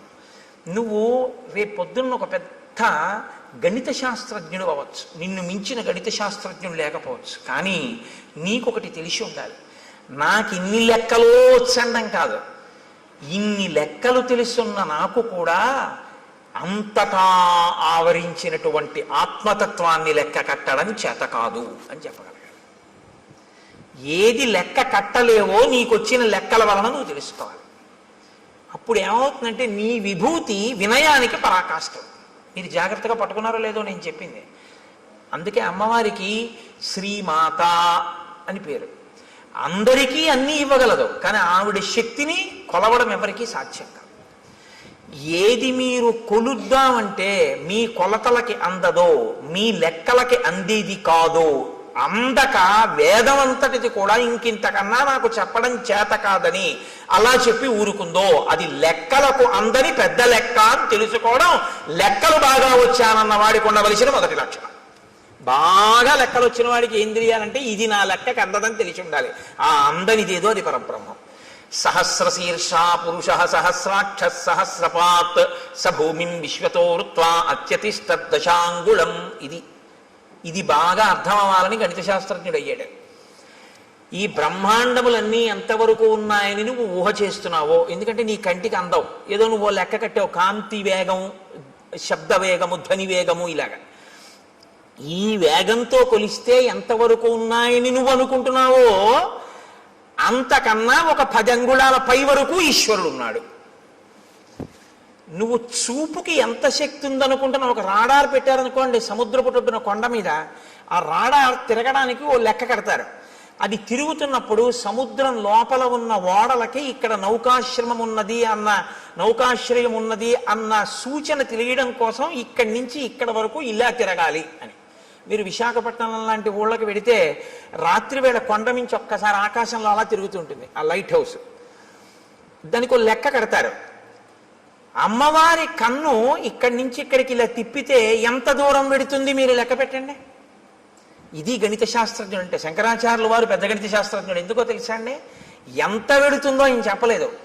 దృశా ద్రాఘీయస్యాదరదళిత నీలోత్పల రుచా అన్నారు. అమ్మా, ఈ బ్రహ్మాండములు ఎంతవరకు ఇటుపక్కకున్నాయో అంతకన్నా దాటి వెడుతుందన్నారు. అంతే తప్ప ఈ బ్రహ్మాండముల వరకు చూస్తాం లేదు ఆయన. అలా అయితే లెక్క అందింది అమ్మవారి చూపుది. నీ లెక్కకి అందకపోతేనే నీ వినయం, నీవు నేర్చుకున్న జ్ఞానానికి సార్థకత. నీకు అందని చోటు ఉందని చెప్పడం. కాబట్టి ఈ కంపారిటివ్ డిగ్రీ, ఈ బ్రహ్మాండములు ఎంత ఉన్నాయో అంతకన్నా ఎక్కువ అయి ఉన్నది నీ చూపు. అంత ఎక్కువ వరకు దాన్ని దాటి పడుతుంది ఆ చూపు, లైట్ హౌస్ పడినట్టు. కాబట్టి దృశా ద్రాఘీయస్యాదరదళిత నీలోత్పల రుచా దవీయాంసం దీనం స్నపయ కృపయా మమపి శివే. అది శంకర భగవత్పాదులంటే. మహానుభావుడు. అందుకే శంకర జయంతి చేసుకోకపోతే కృతజ్ఞత అన్నాను నేను. కాబట్టి నువ్వు లెక్కలు నేర్చుకున్నవాడివి అని ఎప్పుడు గుర్తంటే నీ లెక్కకు అందనిదోటి ఉంది అని నువ్వు తెలుసుకుంటే. నాకు తెలియకపోవడం ఏంటంటే లెక్కలు ఏదైనా అన్నావంటే నీ అంత చేతకాని వాడు లేడని గుర్తు. ఇందుకు ఓం నమ శివాయ సిద్ధం నమ. నీకు ఈశ్వరుడు ఎందులో ఎంత పెద్దవాడిని చేసినా నీకు అందందుందని దానిలోంచే తెలుసుకో. నువ్వు ఒక పెద్ద జియాలజిస్ట్ అంటే ఈ భూమికి సంబంధించిన విషయాలన్నీ తెలుసుకున్నవాడివైతే ఎవడు తన గుప్పిళ్లతో ఇసుక పోసి ఇంతంత పర్వతాల్ని, ఇన్ని ఎడారుల్ని, ఇంత సస్యశ్యామలమైన నదీ తీరాల్ని, ఈ పచ్చగడ్డితో కూడుకున్నటువంటి పంట పొలాల్ని, ఆ తరువాత పెద్ద పెద్ద ఆ బీడు భూముల్ని, ఒక పక్క కొండల్ని, ఒక పక్క నదుల్ని, ఒక పక్క సముద్రాల్ని ఎవడు తీసుకొచ్చి సృష్టించాడు? ఎవడి ఆజ్ఞకి సముద్రం చెలియలి కట్ట దగ్గర ఆగిపోతోంది అని నాకు ప్రపంచపటం అంతా తెలుసండి. మీరు ఇలా పిన్ పెట్టండి, నేను ఆ దేశం ఏమిటో నగరం ఏమిటో చెప్తానందరూ నీకు తెలిసి ఉండడం కాదు. ఇవన్నీ సృష్టించిన వాడు ఎవరో మాత్రం నేను తెలుసుకోలేకపోయాను, వాడికి ఒక నమస్కారం అని నువ్వు అనగలిగితే నువ్వు బాగా భౌగోళిక శాస్త్రం నేర్చుకున్నవాడు. ఒకడు గొప్ప సంగీత విద్వాంసుడు ఎప్పుడంటే సంభావనిస్తే గంటన్నర కచేరీ చేసినవాడు కాడు. ఎవడు నాదోపాసన చేశాడో, ఎవరు ఆ లోపల నుంచి వచ్చినటువంటి నాదాన్ని వింటున్నాడో, ఎక్కడ నుంచి అది కదులుతోందో ముందు అన్నప్పుడు ఆ ధ్వని, ఆ శబ్దం, ఆ నాదం వస్తున్న దాని యొక్క మూలాల్ని ఉపాసన చేసి మౌనంలో పట్టుకుని నాదోపాసన చేసి సంగీత విద్య ద్వారా సరిగమ పద నిసానిదప మగరిస అంటారు. ఆరోహణ అవరోహణ. అవరోహణ అంటే కింద పడిపోవడం, ఈ ఈశ్వరుడి నుంచి విడిపోయి అజ్ఞానంలోకి రావడం. ఆరోహణ అంటే పైకెక్కి మళ్ళీ సాలోకి వెళ్ళిపోవడం ఈశ్వరుడి దగ్గరికి. మళ్ళీ సంగీతాన్నే పట్టుకుని కింద పడ్డవాడు సంగీతంతో మళ్ళీ పైకెక్కి సాలో కలిసిపోవడం, ఈశ్వరుల్లో కలిసిపోవడం. ఈ నాదోపాసన చేసిన వాడు ఎవడున్నాడో వాడు సద్గురు అయి నిలబడిపోతాడు. అందుకే త్యాగరాజు గారు ఎవరో అని మీరు అన్నారనుకోండి, సంగీత విద్వాంసుడు అనకూడదు, సద్గురు త్యాగరాజస్వామి అనాలి. శ్యామశాస్త్రి గారు ఎవరో అన్నారనుకోండి, సద్గురు శ్యామశాస్త్రి అనవలసి ఉంటుంది. అలాగే దీక్షితర్ వారు ఎవరో అని మీరు అన్నారనుకోండి, సద్గురు దీక్షితర్ వారు అనవలసి ఉంటుంది. వారు సద్గురువులు. ఎందుకంటే వారు నాదోపాసన చేసి నాదోపాసన ద్వారా బ్రహ్మమును చేరిపోయారు వారు. ఇప్పుడు వారి సంగీతం ఎందుకు పనికొచ్చిందంటే ఎవరు మనకి సంభావన ఇస్తారు, కచేరీకి వెడదాం, డబ్బులు తెచ్చుకుందాం అనడానికి పనికి రాలేదు. అంటే అలా వెళ్ళడం తప్పని నేనేమంటలేదు. కానీ అది ఎందుకు పనికి రావాలి అంటే నాదోపాసన అన్నది ఈశ్వరుణ్ణి చేరడానికి పనికి రావాలి. ఇప్పుడు అలా పనికొచ్చింది అనుకోండి, మీకు అలా పనికొచ్చినటువంటి ఉత్తర క్షణంలో ఈశ్వరుడు మీకు ఇచ్చిన విభూతి మీకు అందని దాన్ని అందుకోవడానికి పనికొచ్చేదే తప్ప అమ్ముకోవడానికి పనికొచ్చేది కాదు. మీకు ఒక కవనం వచ్చనుకోండి, మీకు గొప్పగా ఒక పద్యం చెప్పడం వచ్చనుకోండి, అది ఈశ్వరుడు గురించి చెప్పగలగాలి, 10 మందికి పనికొచ్చేది చెప్పాలి. అందుకే హరినామస్తుతి చేయు కావ్యము సువర్ణాంభోజి హంసావళి సురుజిభ్రాజితమై మానస సరస్ఫూర్తిని వెలుంగొందు అంటారు పోతన గారు. హరినామమును చెప్పినటువంటి సాహిత్యం ఏదుందో అది మానస సరోవరం. ప్రజ్ఞ ఉంది కదా అని పనికి మాలిన కవిత్వాలన్నీ చెప్పారనుకోండి, అవి కాలగర్భంలో నశించిపోతాయి, ఇంకోటి సమయాన్ని పాడు చేస్తాయి అంతే. అప్పుడు అది ఎందుకు పనికొచ్చింది? భ్రష్టత్వానికి పనికొచ్చింది ఆ కవిత్వం. దానివల్ల ఉపయోగం ఏమైనా ఉంటుందా అంటే నక్కీరుడి అహంకారంలో ఉంటుందంతే ఆ కవిత్వం. కాబట్టి ఏది నీ యందు బాగా ప్రకాశించిందో దాన్ని బాగా పట్టుకుని నాకు ఇది తెలియదు, ఆ తెలియనిదేదో ఇది తెలియదని తెలుసుకోవడానికి నాకు తెలుసున్నది పనికొచ్చిందన్నవాడెవడో వాడు విద్వాంసుడు, వాడు పండితుడు. పండితుడు అన్న మాట ఎవరికి వర్తిస్తుందో తెలుసా అండి? పద్యాలు చెప్పేవాడికి కాదు. పండాహ అంటే జ్ఞానం. ఈశ్వరుణ్ణి నమ్మి ప్రతిరోజు భక్తితో అనుష్ఠించి నడిచేవాడెవరో ఆయనకి పండితుడని పేరు. అందుకే పోతన గారు సహజ పండితుడు అంటారు. కాబట్టి ఈ స్థితిని ఉరే నాన్న నువ్వు పొందాలి తప్ప నువ్వు ఏదో ఒక పెద్ద ఇంజనీరువై లంచాలు పుచ్చుకుని 3వ రోజు పడిపోయే బ్రిడ్జి కట్టకూడదు. నువ్వు ఒక పెద్ద గణిత శాస్త్రజ్ఞుడివై నాకు అన్నీ తెలిసిన అహంకరించి మట్టిలో కలిసిపోకూడదు. నీకు ఈశ్వరుడు నిన్ను గొప్ప విద్యాధికుణ్ణి చేసి దానితో పాటుగా పండితుణ్ణి చెయ్యాలి. అంటే దాన్నే అడ్డుపెట్టి నువ్వు ఈశ్వరుణ్ణి చేరుకునే ప్రయత్నం చెయ్యాలి. నేను మీకు ఒక ఉదాహరణ చెప్తాను. నాకు ఆ డాక్టర్ గారి పేరు జ్ఞాపకం లేదు, కానీ నేను లలితమ్మ గురించి ఉపన్యాసాలు చెప్పేటప్పుడు తరచూ కోట్ చేస్తుంటాను. పిల్లవాడు తల్లి గర్భంలో తల కిందకి కాళ్ళు పైకి పెట్టుకుని ఉంటాడు. ఆయన ఒక పెద్ద గైనకాలజిస్ట్. ఈ పుస్తకం రాసిన ఆయన మాతృదేవో భవ అని పుస్తకం రాశారు. నాకు కాకినాడలో డాక్టర్ జగదీశ్వరి గారిని, ఆవిడ ఒక పెద్ద గైనకాలజిస్ట్. ఆవిడ నాకు ఆ పుస్తకం ఇచ్చి చదవండి కోటేశ్వరారు అన్నారు. అందులో ఆయన అన్నారు, తల కిందకి కాళ్ళు పైకి పెట్టి 9 నెలలు అయిపోతుంది, లోపల పెరిగిపోతాడు వీడు. అమ్మ నాభిగొట్టంలోంచి ఆహారం పెడుతూ ఉంటుంది. ఇప్పుడు అమ్మ తినకూడనిది తింది, లోపల వీడి యొక్క శరీరం ఎటువంటిదో తెలుసు. నజ్జు శరీరం అనుకోండి, వీడికి పడిశం పట్టేస్తుంది. పడిశం పట్టేస్తే ఏమవుతుంది? తల కిందకుంది. ఇప్పుడు ముక్కులో పట్టినటువంటి పదార్థం వెనక్కి వెళ్ళిపోతూ ఉంటుంది. గుటక వేయడం చాలా కష్టం, ఉక్కిరి బిక్కిరి అయిపోతూ ఉంటాడు. అమ్మ ఇంకో సీతాఫలం తింటుంది. ఆవిడికి ఏం తెలుసు? బయటకు వస్తేగా వాడిది నజ్జు శరీరం అని తెలియడానికి. లోపల జ్వరం తగులుతుంది, కానీ వాడికి చల్లగా ఉంటే బాగుండనిపిస్తుంది, కటిక చీకటి. ఇంతలో వాడికి ఏమవుతుందంటే లోపల అతిసారం పుడుతుంది. వాడు మలం ఎక్కువ విసర్జించేస్తాడు. విసర్జించేస్తే అందులోంచి చిన్న చిన్న పురుగులు పుట్టి కరిచేస్తుంటాయి ఒంటిని. ఇలా పడి ఉంటాడు, తన మలమూత్రములు తన నోటి దగ్గరికి వచ్చేస్తుంటాయి, చెవుల్లో కెడుతుంటాయి. అందుకే గర్భస్థ నరకం అంటారు. నవమాసంబులు తల్లి గర్భమున నానారోతలంచిక్కి నాకు అవకాశం విషుమంతలేకపడి తిన్హాకష్టముల్ భీతితో నవమాసంబు ఘటిల్లే చాలునాకా గర్భవాసంబు నివసింపన్ పని తీర్చి కావుమికనన్ని సత్కృపన్ శంకర అంటారు. అప్పుడు ఈశ్వరుణ్ణి ప్రార్థిస్తాడు, నేను ఉండలేకపోతున్నాను ఈశ్వర, ఒక్కసారి ఈ శరీరంతో బయటికి వెళ్ళని, దీంతోటే నేను సేవించుకుని నీలో కలిసిపోతానంటాడు. ఈశ్వరుడు ఏం చేస్తాడంటే ప్రసూతి వాయు రూపంలో తల్లి యోనిలోంచి పైకి తోసేస్తాడు. ఇప్పుడు వచ్చి బయటపడతాడు. బయట పడగానే కటిక చీకట్లోంచి ఒక్కసారి పెద్ద వెలుతురులోకి వస్తాడు. ఇప్పటి వరకు తానేమి చూడలేదు. అంతంత ప్రాణులు ముక్కుకి గుడ్డగట్టుకుని డాక్టర్ గారు, అమ్మ, పెద్ద కడుపు, ఎవరెవరో మనుషులు, పెద్ద పెద్ద దీపాలు, గోడలు. వాడి ఇంటి కన్ను ఇలా విప్పి చూసేటప్పటికి ఆ వెలుతురు తట్టుకోలేక, వాతావరణాన్ని తట్టుకోలేక ఉత్తర క్షణంలో వాడి హృదయ స్పందనం ఆగిపోతుంది. వాడి ఊపిరితిత్తులు ఇలా ఇలా ఇలా ఇలా అంటున్నవి ఇలా అయిపోతాయి.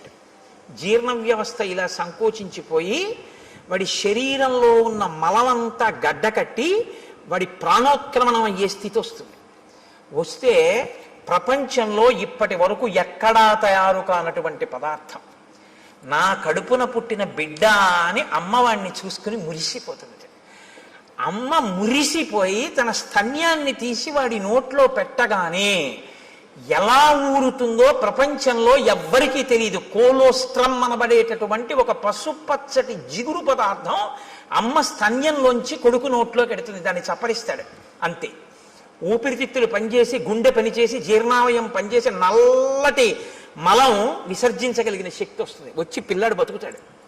పిల్లాడు బ్రతకడానికి కావలసినటువంటి ఆ కోలోస్ట్రం అనబడేటటువంటి పసుపచ్చటి పదార్థం పిల్లవాడు కాని పిల్ల కాని పుట్టగానే వాణ్ణి చూసుకోగానే నా బిడ్డ అన్న ఆనందం కలగగానే మాతృత్వపు ఆనందపు అంచుల వలన అమ్మ శరీరంలో ఉత్పత్తి అయి స్తన్యంలోంచి స్రవింపబడేటటువంటి పదార్థాన్ని నేను సాక్షాత్ జగన్మాతగా చూస్తున్నాను. ఆ కోలోస్ట్రం వల్ల ఈ లోకంలో ఇన్ని ప్రాణులు పుట్టి బతుకుతున్నాయి. నేను నేర్చుకున్న గైనకాలజీతో నేను తెలుసుకున్నది ఏమిటంటే ఆ కోలోస్ట్రం అన్న పదార్థంలో అమ్మవారు ఉంది అని రాసుకున్నాడు ఆయన ఆ పుస్తకంలో. ఇది ఆ డాక్టర్ గారి ధన్యతకి కారణం. తను చదువుకున్న గైనకాలజీ ఎందుకు పనికొచ్చిందంటే ఈశ్వరుణ్ణి తెలుసుకోవడానికి. ఈ ప్రాణులను మేము కాదు ఆపరేట్ చేస్తున్నది. ఇన్నాళ్ళకి ఒక పిల్లవాడు పుట్టాడు అంటే ఆ పిల్లవాడిని లోపల ఉంచినవాడు, పైకి తెచ్చినవాడు, బతికించినవాడు ఆ తల్లి జగన్మాత, ఆ పరాశక్తి. ఆ పరాశక్తి అమ్మ రూపంలో వచ్చి బతికించింది అని తను తెలుసుకుని నమస్కరించిన వాడు ఉన్నాడే, వాడు విద్వాంసుడు, వాడు పండితుడు. అందుకు పనికొచ్చింది ఆయన చదువు. ఆవిడ ప్రసవ వేదనతో అక్కడ కొట్టుమిట్టి ఆడిపోతుంటే డబ్బట్టుకొస్తే తప్ప ఆపరేషన్ చేయనన్న డాక్టరు దౌర్భాగ్యుడు.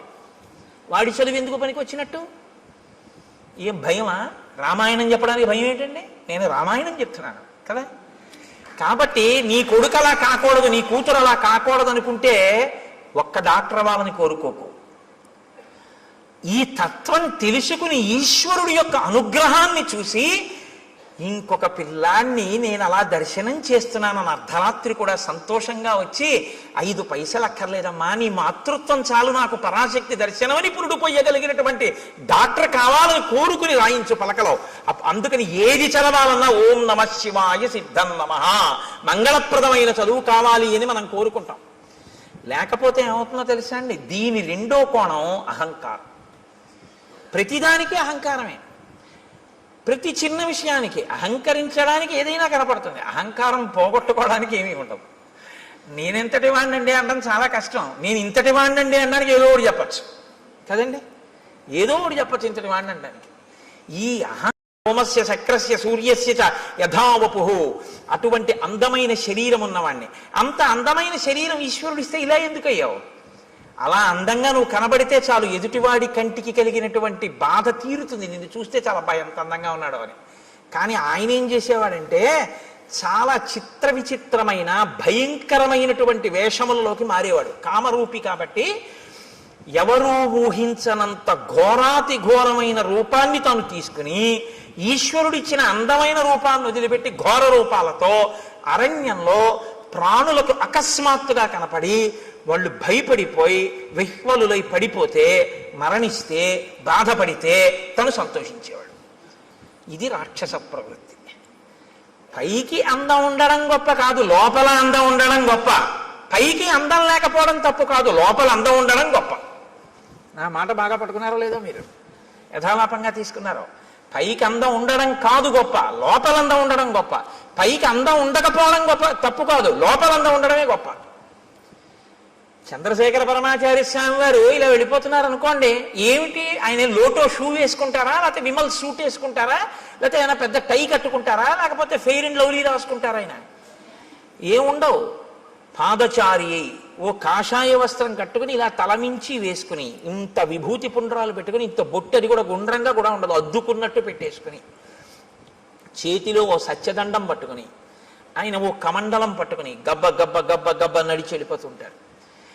ఇప్పుడు నేను ఇలా చెప్తుంటే ఆయన ఇలా వచ్చారనుకోండి, అకస్మాత్తుగా ఉంటుందా నా రామాయణ ప్రసంగం? లేచి గభాలన ఒక్కసారి స్వర్ణదండం పడ్డట్టు దెబ్బ తగిలితే తర్వాత చూద్దామని కింద పడిపోతానంతే. మీరంతే లేచి సభంతా కింద పడిపోతుంది. ఏ అందం చూసి గౌరవించారు? అందం కాదు, లోకాన్నంతటినీ రక్షించడం కోసం ఆయన చేసినటువంటి ప్రయత్నం. శంకరాచార్యుల వారి తర్వాత ఆసేతు హిమాచల పర్యంతం తిరిగి జ్ఞానబోధ చేసిన మహాపురుషుడైన కారణం చేత. కాబట్టి మీరు ఆయన పాదాల మీద పడిపోతారంతే. ఇప్పుడు అందం గొప్పదా, పై అందం గొప్పదా? లోపలి అందం గొప్పది. లోపలి అందం ఎక్కడుంటుందో అది లోకాన్ని ఉద్ధరిస్తుంది. పై అందం జర్జరీభూతం అయిపోతుంది, కొన్నాళ్ళకు పోతుంది. పైగా దాన్ని సద్వినియోగం చేయకపోతే నీకు ప్రమాదహేతువై కూర్చుంటుంది. కాబట్టి చూశారు, పై అందంతో లోపలి అందం పెంచుకోలేదు, పై అందంతో లోపల అందవికారం పెంచుకున్నాడు. లోపలి అందవికారం పై అందాన్ని కూడా తీసేసింది. ఇదే నేను మీతో మనవి చేసింది. అక్షరాభ్యాసము అన్నది మూఢనమ్మకములు, చాదస్తములు. నేను మీతో ఒకరోజు మనవి చేశాను. ఒక ఆయన ఆవును చంపేద్దాం అనుకున్నాడు. ఆవును చంపేయి అన్నాడు అనుకోండి, బుద్ధి ఉందా లేదా అంటారు. కాబట్టి ఆవును చంపేయి అనకుండా ఏమన్నాడంటే ఆ పులిని చంపేయి అన్నాడు. ఇప్పుడు చూడటం లేదు మీరు, అది ఆవో పులో మీరు చూడలేదు. పులిని చంపేయి అన్నారు. అయ్యి బాబాయ్ మీద పడిపోతుంది కాబట్టి చంపేయమన్నాడు అనుకున్నారు. ఆ పావును చంపేయి అన్నాడు. పావు కాబట్టి చంపేయమన్నాడు అనుకున్నారు. ఆయన ఆవును చంపేశాడు. ఆవుని తెలుసు, పావును చంపేయి అని చంపించేశాడు. ఆవు అని చెప్తే అది పవిత్రం కాబట్టి చంపడానికి ఒప్పుకోరని. సనాతన ధర్మాన్ని వదిలేయని చెప్పలేక మూఢ విశ్వాసాలు వదిలేయని చెప్తున్నారు. ఆవును చంపేయని చెప్పకుండా పావును చంపేయని చెప్పినట్టు. అక్షరాభ్యాసం మూఢనమ్మకం అంటే ఇదిగో ఇందుకే పనికొస్తాం, కబంధుడు కావడానికి పనికొస్తాం. అక్షరాభ్యాసం ఎందుకు చేస్తారంటే నీకున్నటువంటి ఈశ్వర విభూతి లోకకంటకం కాకుండా నిన్ను రక్షించి ఈశ్వరానుగ్రహం అని నువ్వు గుర్తెరగడానికి పనికొస్తుందని. లేకపోతే నిన్ను ఎక్కడ పడితే అక్కడే ప్రమాదం తీసుకొస్తావు ఈ విభూతితోటి. ఇది నా యందు దోషభూయిష్టమైంది. నేను ఒకనొకనాడు అరణ్యంలో ఘోరమైన రూపంతో స్థూల శిరస్కుడు అనబడేటటువంటి ఒక ఋషికి కనపడ్డాను. ఆయన కందమూలములు ఏరుకుంటున్నారు. ఆయన ఋషి, ఆయన వలన లోకానికి ఏమీ బాధ ఉండదు. ఆయన ఇప్పుడు లోకాన్ని కాపాడతారు. అటువంటి ఋషికి ఇప్పుడు నేను ఏ స్వరూపంతో ఉన్నానో అటువంటి రూపంతో కనపడ్డాను. ఆయనకి ఏదో సంతోషం వేసింది, అలా కనపడితే హడిలిపోతాడని. ఆయన వెనక్కి తిరిగి చూశాడు. నిజంగానే మనసులో ఉలిక్కి పడ్డాడు. అయ్యబాబు ఇదేమిటి ఇలా ఉంది ఈ ప్రాణి. అయితే వాళ్ళది నిర్భయత్వం. ఎక్కడ నిర్భయత్వం? అద్వైతమే నిర్భయత్వం. రెండోది ఉందంటే భయం, ఉన్నదొక్కటే అంటే భయం ఏమిటి? ఇంకా భయపడడానికి ఏముంటుంది? అదే అద్వైతం. కాబట్టి ఆయన వెంటనే ఏమన్నాడంటే శాపవాక్కుని విడిచిపెట్టాడు. ఏతదేవ నృశంసంతే రూపమస్తు విగర్హితం. నీకు ఇటువంటి నింద్యమైనటువంటి రూపం కావాలనుకున్నావు. నృశంసం విగర్హితం, క్రూరమైన నింద్యమైన, రెండు మాటలు వేశాడు. ఈ రూపం ఎలా ఉంది? నింద్యంగా ఉంది, చూడ్డానికి అసహ్యించుకునేటట్టుంది, ఘోరంగా ఉంది. చేతులు ఒక్కటి ఉండి ఏమిటి ఆ స్వరూపం ఏమిటి, ఆ కనపడడం ఏమిటి? అప్పటికి తలకాయ ఉంది ఆయనకి ఇంకాను. కాబట్టి నువ్వు ఇలాగే అరణ్యంలో పడి ఉండు అన్నాడు. ఇప్పుడు అసలు ఉన్న అందం పోయింది. ఇప్పుడు ఏం చేశాడు? ఉన్న అహంకారం అప్పుడు పోయి మహర్షి కాళ్ళ మీద పడ్డాడు. ఇప్పుడు మీరు నన్ను మాట అడగచ్చు ఏంటంటే, అంటే మరి పాపం ఆ పాటి దానికి ఏదో బుద్ధి చెప్పాలి కానీ అలా బొత్తిగా శాపం ఇచ్చేయడం ఏమిటండి అంటే, మీరు జ్ఞాపకం పెట్టుకోండి, శాపం ఎప్పుడూ కూడా అనుగ్రహము. శాపవాక్కు అందరూ శాపానుగ్రహము అంటారు. దాని చేత మార్పు తీసుకొస్తారు తప్ప అలాగే పడి ఉండు అని అనరు. ఆ బాధ తెలిస్తే ఆ తరువాతి కాలంలో ఏమవుతాడంటే ఇంకెప్పుడు ఇటువంటి తప్పు పని చేయకుండా లోకానికి ఉపకారం చేస్తాడు. ఇక లోకోపకారం మొదలు పెడతాడు. అవతల వాడి బాధ తన బాధగా స్వీకరించి అవతల వాడికి మాట సాయమో చేతి సాయమో ఏదో ఒక సాయం మొదలు పెడతాడు. ఈ ప్రవృత్తి ఎక్కడ రావాలంటే లోపల దిద్దుబాటు జరగాలి. లోపల దిద్దుబాటు జరగాలి అంటే కొంతకాలం కష్టపడాలి, తప్పదు. ఏళ్ళనాటి శని జాతకంలోకి వచ్చిందనుకోండి, ఎందుకు భయపడతారు? ఆయన కష్టపెడతాడు. శనైహి చరహ, మెల్లమెల్లగా వెడుతూ కష్టపెడతాడు. కానీ ఆ కష్టపెట్టడం వల్ల ఏమవుతుందో తెలుసా అండి? గొప్ప పరిణతి వస్తుంది, గొప్ప అనుభవం వస్తుంది. తరువాతి కాలంలో ఆయన కీర్తికి కారణమవుతుంది. అందుకే ఏలినాటి శని ఎప్పుడూ దూషించకూడదు. మీరు ఆయన్ని నమస్కారం చేసి ప్రార్థన చేస్తే ఆయన దాన్ని ఇంకొకలా మారుస్తాడు. ప్రతిరోజు తిరగవలసిన దాన్ని గుడి చుట్టూ తిరగడంగా మారుస్తాడు భక్తి ఇచ్చి. కాబట్టి ఇప్పుడు శాపానుగ్రహం ఇందుకు ఇస్తారు, మార్పు తీసుకురావడం కోసం ఇస్తారు.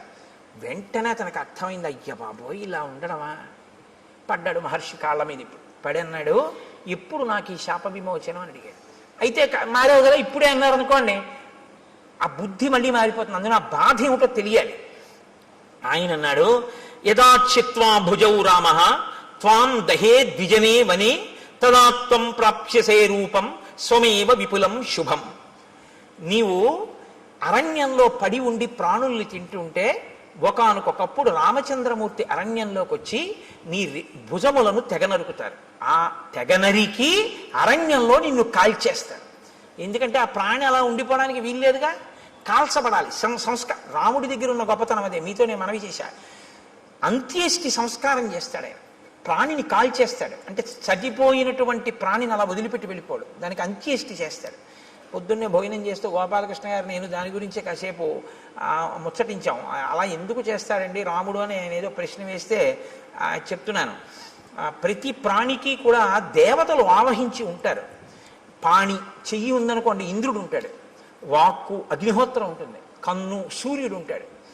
ఇప్పుడు మీరు విడిచిపెట్టి వెళ్ళిపోయారనుకోండి, విడగొట్టాలి మంత్రం చేత. విడగొట్టేసేసి, అంటే ప్రత్యేకించి మనుష్య శరీరానికి అయితే, మిగిలిన వాటికైతే ప్రాణ అపాన వ్యాన ఉదాన సమాన నాగ కూర్మ కృకర ధనంజయ దేవదత్తముల్లో ధనంజయం అన్న వాయువు చేసేస్తుంది. మనుష్య ప్రాణికి ఈ దేవతలందరినీ కూడా మంత్రభాగంతో విడతీసేస్తారు. విడతీసి మళ్ళీ ఈ శక్తుల్ని దేవతల్లో కలుపుతారు. కలిపి జడమైపోయి మిగిలిపోయినటువంటి దేహాన్ని అగ్ని యందు దహించేస్తారు. కాబట్టి అది సంస్కారం. అంత్యేష్టి సంస్కారం 16వ సంస్కారం. అన్ని 16 మీద నడుస్తాయి సనాతన ధర్మంలో మనిషి జీవితం. అందుకని షోడశ కళా ప్రపూర్ణుడు చంద్రుడు, షోడశ సంస్కార ప్రపూర్ణుడు మనుష్యుడు. అంటే 16వ సంస్కారంగా అంత్యేష్టి జరగాలి. కాబట్టి రాముడు ఎక్కడెక్కడ ఇటువంటి శరీరాలు కనపడ్డా వాటిని ఆయన దహిస్తాడు. అందుకని నువ్వు రాముడి చేత వధింపబడి దహింపబడితే నీ పూర్వరూపం వస్తుంది. ఇక్కడ మీరు ఒక విషయాన్ని కనిపెట్టాలి. ఎవరికైనా తెలియదేమో కానీ మునులకు మాత్రం తెలిసి రామావతారం వస్తుంది. ఈ దేశంలో త్రికాల వేదులు వాళ్ళు. అందుకే ఈ దేశంలోనే ఒక గొప్ప శాస్త్రం ఉంది, జ్యోతిషము అని.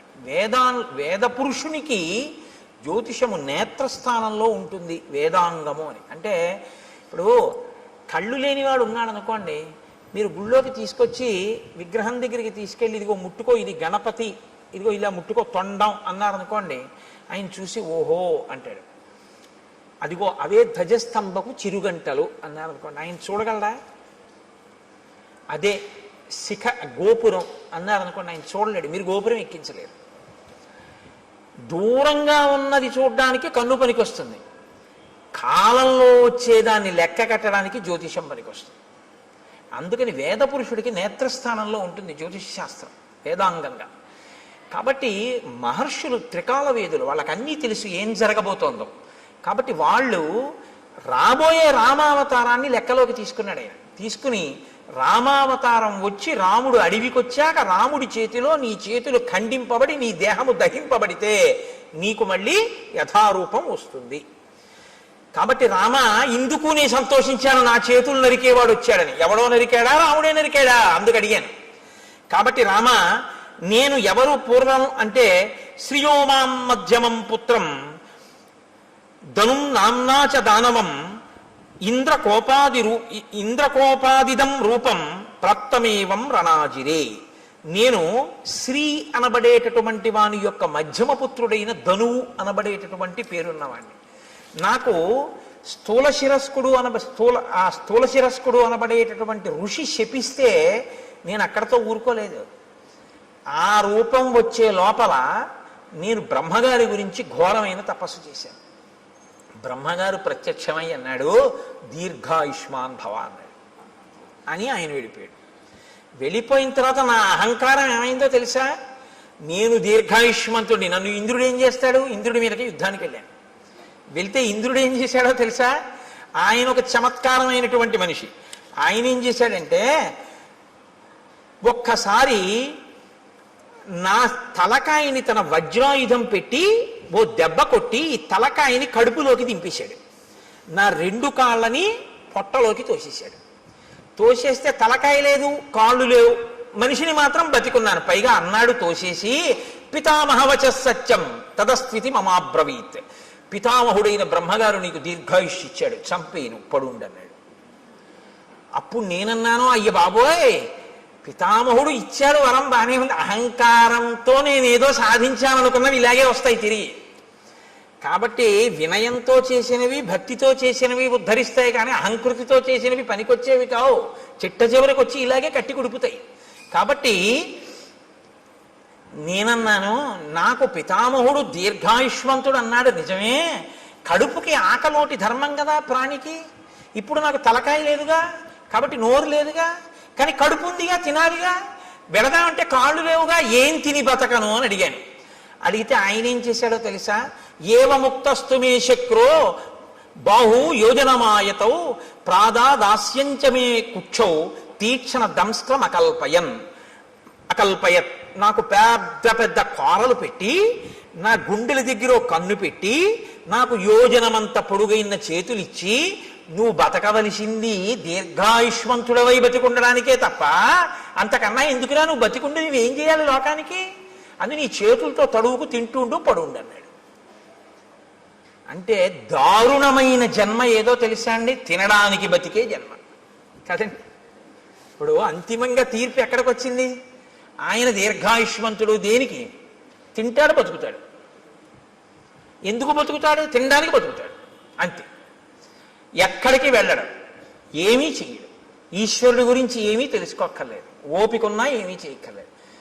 ఓపిక ఉన్న రోజుల్లో భోగాలకి, పెద్దవాడైపోయిన తర్వాత ఉన్న ఓపిక ఎక్కడ పోతుందో అని ఈశ్వరుడి దగ్గరికి వెళ్ళడం. మీరు లోకం పోకడ ఎలా ఉంటుందో తెలుసా అండి? ఇప్పుడు ఎందుకండి అంటాడు. ఏమండి రామాయణానికి వెళ్ళొద్దాం ఏంటి అన్నాడు అనుకోండి ఎవడైనా. ఏంటండి ఇప్పటి నుంచి రామాయణం అవన్నీ? మరి ఎప్పుడండి అని మీరు అడిగారు అనుకోండి, రిటైర్ అయిపోయాక. రిటైర్ అయిపోయిన తర్వాత కూడా నువ్వు ఉంటావని ఎవరైనా రాసిచ్చారా నీకు బాండ్ పేపరు? దంతంబుల్ పడనప్పుడే తనువుయందు ఆరూఢియున్నప్పుడే కాంతాసంఘము రోజనప్పుడే జరాక్రాంతంబు కానప్పుడే వింతల్మేన చరించునప్పుడే కురుల్ వెల్వెల్ల కానప్పుడే చింతింపన్వల మీ పదంబుజములను శ్రీకాళహస్తీశ్వర. ఇంకా నువ్వేం చేస్తావు? 60 ఏళ్ళు వచ్చేసి రిటైర్ అయిపోయిన తర్వాత అప్పుడు పూజపీఠ మీదకి వెళ్ళి కూర్చుని ఆ చెమ్యా అంటే నీకు తెలియదు.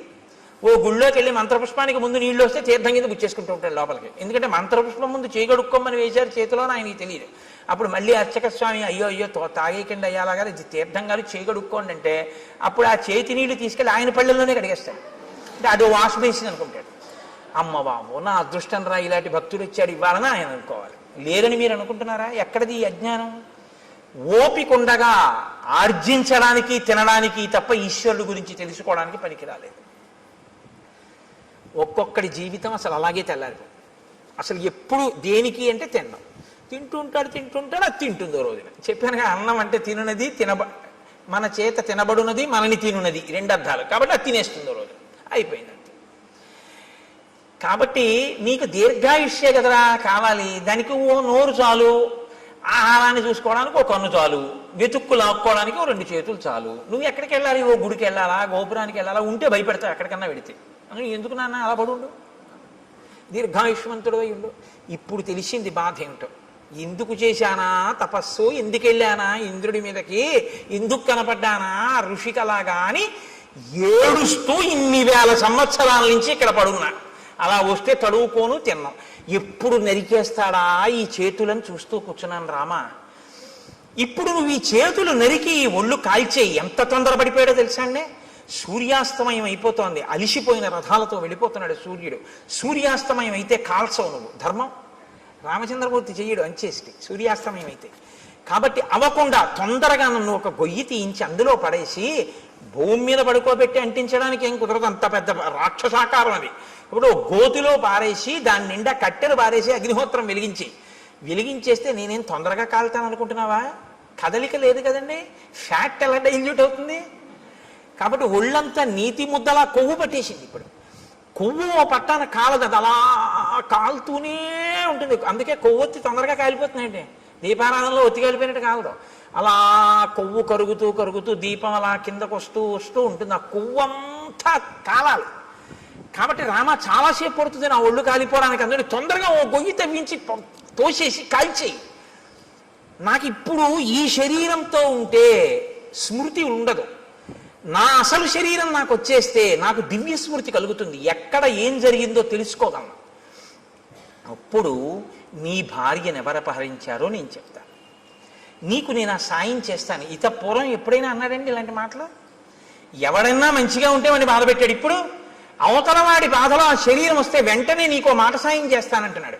ఈ మార్పు కోసం శాపానుగ్రహం ఇస్తారు. మీరు బాగా పట్టుకుంటే ఋషులు ఏదో తపస్సు ఉంది కదా అని శాపవాక్కు విడిచిపెట్టరు, వాళ్ళ తపస్సు పోతుంది. పోన్లేరా ఒకరిని మార్చాను, ఇప్పుడు ఆయన పనికొచ్చాడు, అందుకని ఇప్పుడు ఏమయ్యాడు? కబంధ మహాత్మనః. ఈ కబంధుడు మహాత్ముడు అన్నారు వాల్మీకి మహర్షి. ఎందుకంటే మార్పు ఎక్కడొచ్చిందో వాడు చాలా గొప్పవాడు. ఈ మార్పు రాకపోతే వాడు లోకకంటకుడై కూర్చుంటాడు. కాబట్టి రామ, నువ్వు చేచ్యతే సమరే బాహు తదా స్వర్గం గమిష్యసి. ఇంద్రుడు కూడా ఏమన్నాడంటే, నీ 2 బాహువులు రాముడు ఎప్పుడు తరిగేస్తే అప్పుడు మళ్ళీ స్వర్గానికి వెళ్తూగానే అలా పడుండి అన్నాడు. అందుకని తొందరగా నాకు అంత్యేష్టి సంస్కారం చేసేసి. సరే, లక్ష్మణుణ్ణి పిలిచాడు, గుణపం ఇచ్చాడు, గొయ్యి తవ్వించాడు, శరీరాన్ని తోసేశాడు. ఏనుగులు విరిచినటువంటి కొమ్మలు ఎండిపోతే ఏర్పడిన ఎండుకర్రలు. మహర్షి, అమ్మో వాల్మీకి రామాయణం అండి, ఎంత జాగ్రత్తగా రచన చేస్తారో తెలుసా? అంత పెద్ద శరీరాన్ని అంత పెద్ద గోతిలో వేస్తే అంత పెద్ద శరీరం కాల్చడానికి ఎన్ని కట్టెలు కావాలి, ఎక్కడి నుంచి ఏరి పట్టుకొచ్చారు సూర్యాస్తమయం లోపల అని మీరు నేను అంటామేమో. అక్కర్లేని ఇలాంటివి తీయడం మనంత గొప్పవాళ్ళు ఉండరు. కాబట్టి ఏనుగుల గుంపులు తిరుగుతాయి అక్కడ. వాటి పని ఏమిటంటే వాటికి తొండం ఖాళీగా ఉండదు, కొమ్మలు విరిచేస్తుంటాయి. ఆ విరిచేసినటువంటి కొమ్మలు కింద పడిపోయి ఎండిపోయాయి. కాబట్టి ఇప్పుడు ఆ పెద్ద పెద్ద కొమ్మలన్నీ తీసుకొచ్చి రామచంద్రమూర్తి ఆ గోతులో పడేశారు, లక్ష్మణమూర్తి ఆ గోతులో పారేశారు. పారేసి ఇప్పుడు కబంధుణ్ణి కాల్చేస్తున్నారు. ఈ కబంధుడి దగ్గరే ఈ కబంధుడు కాలిపోతే సీతమ్మ తల్లిని పట్టుకోవడానికి, సీతమ్మ తల్లిని అన్వేషించడానికి పెద్ద శుభవార్త దొరుకుతుంది. హనుమ ప్రవేశించడానికి ఇంకా కథకి రంగం సిద్ధం అవుతోంది. ఇక్కడి నుంచి కిష్కింధకాండకి పునాది పడుతోంది. ఇక్కడి నుంచి హనుమత్ ప్రవేశం ప్రారంభం అవుతోందనమాట. కాబట్టి ఇప్పుడు నాయనా నువ్వు నా శరీరాన్ని అంటించేయి. ఇప్పుడు ఆ ఏనుగులు విరిచేసినటువంటి ఎండిపోయిన కొమ్మలు తెచ్చి గోతిలో పడేసి అంటించేశారు ఆ శరీరాన్ని. అంటించేస్తే మెల్లమెల్లగా కాలింది అన్నారు. కొవ్వు పట్టి ఉంది కదండి.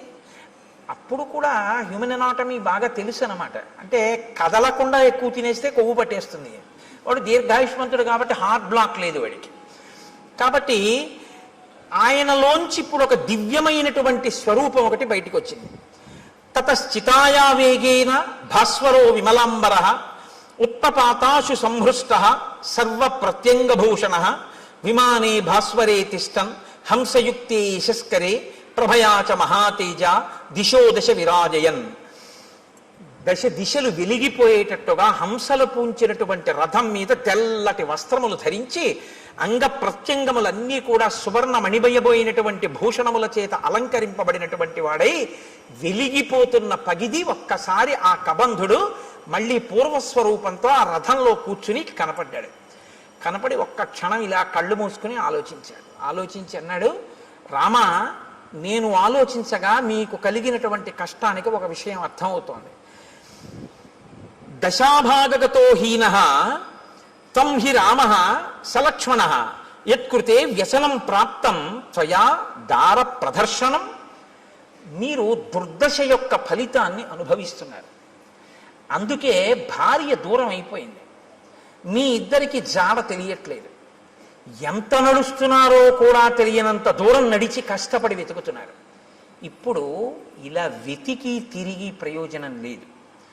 మీకు సాయం చెయ్యగలిగిన మిత్రుడు ఒకడు కావాలి. ఒక గొప్ప మిత్రుడు. ఆయన ఎటువంటి వాడై ఉండాలి? ఆయన ఈ లోకమంతా తిరిగిన వాడై ఉండాలి. భూమండలం అంతా తిరిగిన వాడైతే ఎక్కడెక్కడ ఏమున్నాయో తెలిసిన వాడై ఉంటాడు. ఎందుకని? రావణుడు అన్నది ఒక్కటే తెలుసు తప్ప అతను ఎక్కడుంటాడో ఏమిటో నాకు తెలియదు అంటున్నావుగా, జటాయువు చెప్పాడని. ఆ రావణుడు ఎవరో, ఎక్కడుంటాడో, ఎలా పరిపాలిస్తాడో, ఎంతమంది రాక్షసులు ఉంటారో ఇవన్నీ తెలియాలంటే ఈ భూమండలం అంతా తిరిగిన వాడై ఉండాలి. అన్నీ తెలుసున్నవాడై ఉండాలి. ఎందుకు తిరిగాడన్న కారణం వేరు. ఇంద్రుడిగానికి కిష్కింధకాండలో అలా తిరిగిన వాడు ఉన్నాడు రామ. ఆయన గురించి చెప్తాను, ఆయనతో స్నేహం చేసుకో. అటువంటి మిత్రుణ్ణి సంపాదించావా, ఆ మిత్రుడి వలన నీకు సీతమ్మ జాడ దొరుకుతుంది.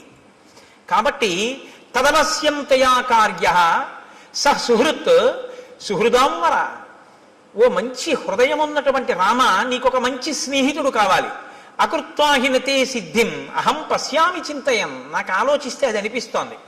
శ్రూయతాం రామ వక్ష్యామి సుగ్రీవో రామ వానర భ్రాతా నిరస్త క్రుద్ధేన వాలినా శక్రసూనునా ఋష్యమూకే గిరివరే పంపా పర్యంత శోభితే నివసత్యాత్మవాన్ వీర చతుర్భి సహవానరై వానరేంద్రో మహావీర్య తేజోవాన్ అమిత ప్రభ సత్యసంధో వినీతశ్చ ధృతిమాన్ మతిమాన్ మహాన్ దక్ష ప్రగల్భో ద్యుతిమాన్ మహాబల పరాక్రమ భ్రాత్రా నివాసితో రామ రాజ్యహేతోర్మహాబల స రుక్షరజస పుత్ర పంపామటతి శంకిత భాస్కర శౌరస పుత్రో వాలినా కృతకిల్బిష.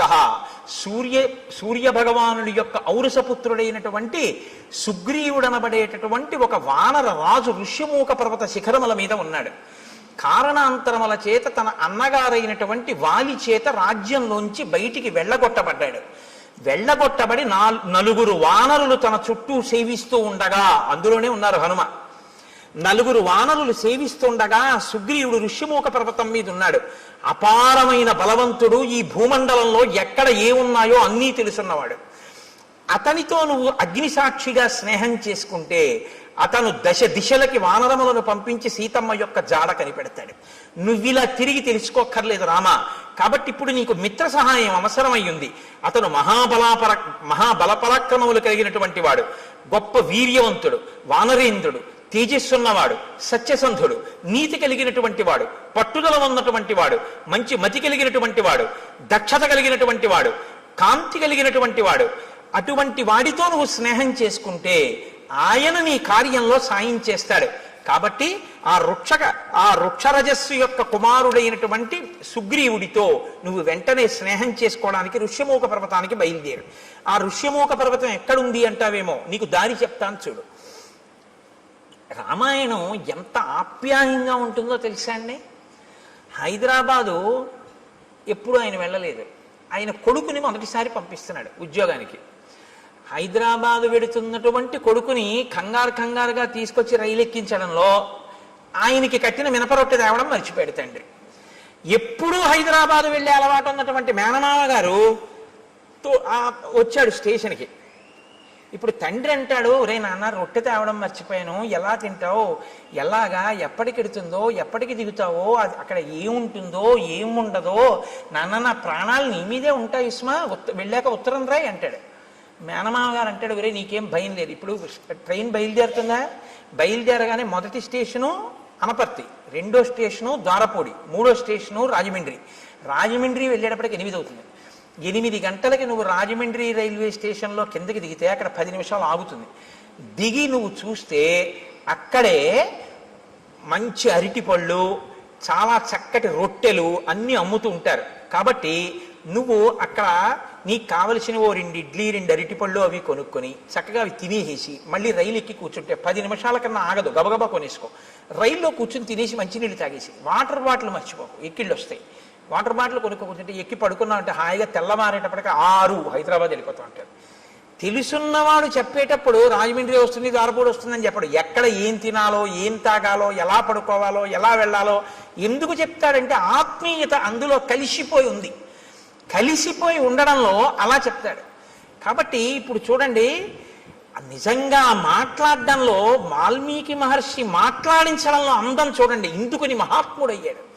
ఇప్పుడు రాముడి మీద ఎంత ప్రేమతో మాట్లాడుతున్నాడంటే ఋషభముఖానికి వెళ్ళి నీ పని అవుతుందని ఏదో చేతకాని వాడికి చెప్పినట్టు చెప్పట్లేదు.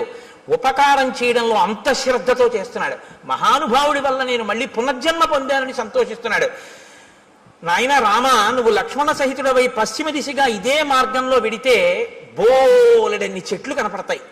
నేరేడు, మోరటి, పనస, జువ్వి, మర్రి, తుమ్మిక, రావి, కొండగోగు, మామిడి, చండ్ర, పొన్న, ఎర్రగోరుంట, కానుగ, నల్లవి, అశోక వృక్షాలు, కడిమి చెట్లు, గన్నేరు చెట్లు, నల్లజీడి చెట్లు, అశోక వృక్షాలు, ఎర్రచందన చెట్లు, దేవదారు వృక్షాలు అన్నీ కనపడతాయి. ఎందుకు ఇవన్నీ?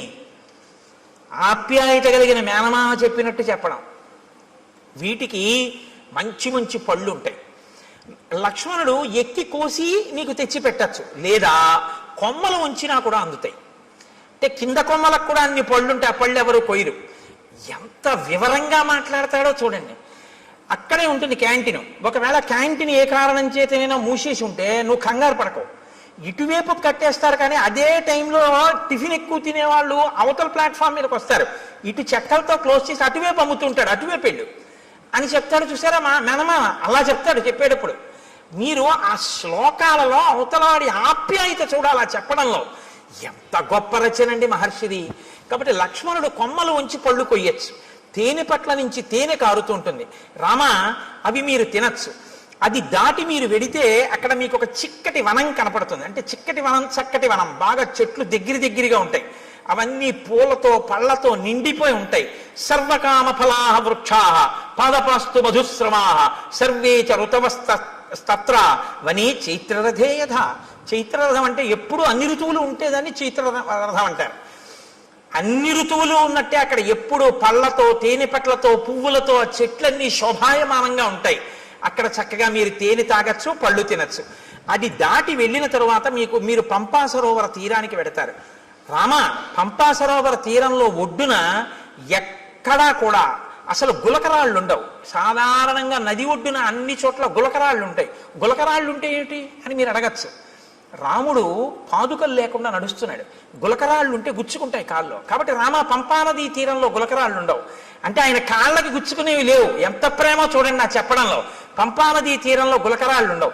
ఆ నీళ్లు చల్లగా అందులో పుట్టినటువంటి పద్మముల యొక్క కింజిల్కముల నుండి రాలినటువంటి పుప్పుడితో సుగంధభరితములై తీయగా చల్లగా ఉంటాయి. ఎప్పుడు స్నానం చేద్దామా, ఎప్పుడు తాగుదామా అనిపిస్తుంది. రామ అక్కడ నాచు ఉండదు. కాబట్టి నువ్వు జాగ్రత్తగా పంచె పైకి తీసి కాలు జారుతుందేమో అని చూసుకుని వెయ్యక్కర్లేదు. ఆ కింద ఉన్నటువంటి ఇసుక నీకు కనపడుతుంది. ఆ నీరు వెండి పళ్ళెంలా ఉంటుంది, అంత స్వచ్ఛంగా ఉంటుంది. మహానందిలో ఉంటుంది సరోవరం, అలా ఉంటాయి నీళ్లు. రామ నీకు ఇంకొక విషయం చెప్తున్నాను. అక్కడ అనేకమైన పక్షులు ఆ ఒడ్డును తిరుగుతుంటాయి. వాటికి ఏం భయం ఉండదు. అవి చాలా స్వేచ్ఛగా తిరుగుతుంటాయి. అవి ఎంత రుచిగా ఉంటాయో తెలుసా రామ? ఘృతపిండోపమాన్ స్థూలాంతాన్ ద్విజాన్ భక్షయిష్యథ రోహితాన్ వక్రతుండాశ్చ నడమీనాంశ్చ రాఘవ. రామ పెద్ద పెద్ద చేపలు, ముళ్ళున్నవి, రెక్కలున్నవి ఆ నదిలో తిరుగుతుంటాయి పంపా సరోవరంలో. నీతి ముద్ద ఎలా ఉంటుందో అంత కమ్మగా ఉంటాయి అక్కడ ఉన్న పక్షులు. మాంసాహారం ఉన్న వాళ్ళు ఎవరైనా ఉంటే నోరూరే ప్రయత్నంలో ఉండకండి. కాబట్టి అంత కమ్మటి రుచి కలిగినటువంటి పక్షులు ఉంటాయి. కాబట్టి పాంసాయాం యుషుభి మచ్చాన్ తత్ర రామ వరాన్ హతాన్ నిస్త్వక్ పక్షాన్ అయస్తప్తాన్ అకృషా నీకకంటకాన్. ఎంత వివరంగా చెప్తాడంటే ఆ నదిలో కొన్ని పక్షులు ఆ నదిలో తిరుగుతుంటాయి. గండు మీనులు, సొర్ర మీనులు, రొయ్యలు, చేపలు అన్ని ఆడుకుంటుంటాయి. లక్ష్మణుడు బాణంతో గుచ్చి వాటిని పైకి తీస్తాడు. తీసి అగ్నిహోత్రం మీద ఆ బాణంతో ఇలా తిప్పితే ఎర్రగా కాల్తాయి. నువ్వు అక్కడ ఒడ్డున కూర్చోరామా, కూర్చుంటే ఒక్కొక్క చేపని కాల్చి పట్టుకొస్తాడు.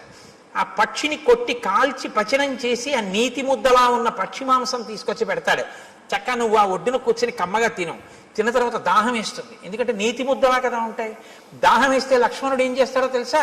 భృశం తే ఖాలతో మచ్చాన్ పంపాయాహ పుష్ప సంచయే పద్మగంధి శివం వారి సుఖశీత మనామయం ఉధృత్య సతతాక్లిష్టం రౌప్య స్ఫాటిక సన్నిభం అసౌ పుష్కరవర్ణేన లక్ష్మణ పాయిష్యతి.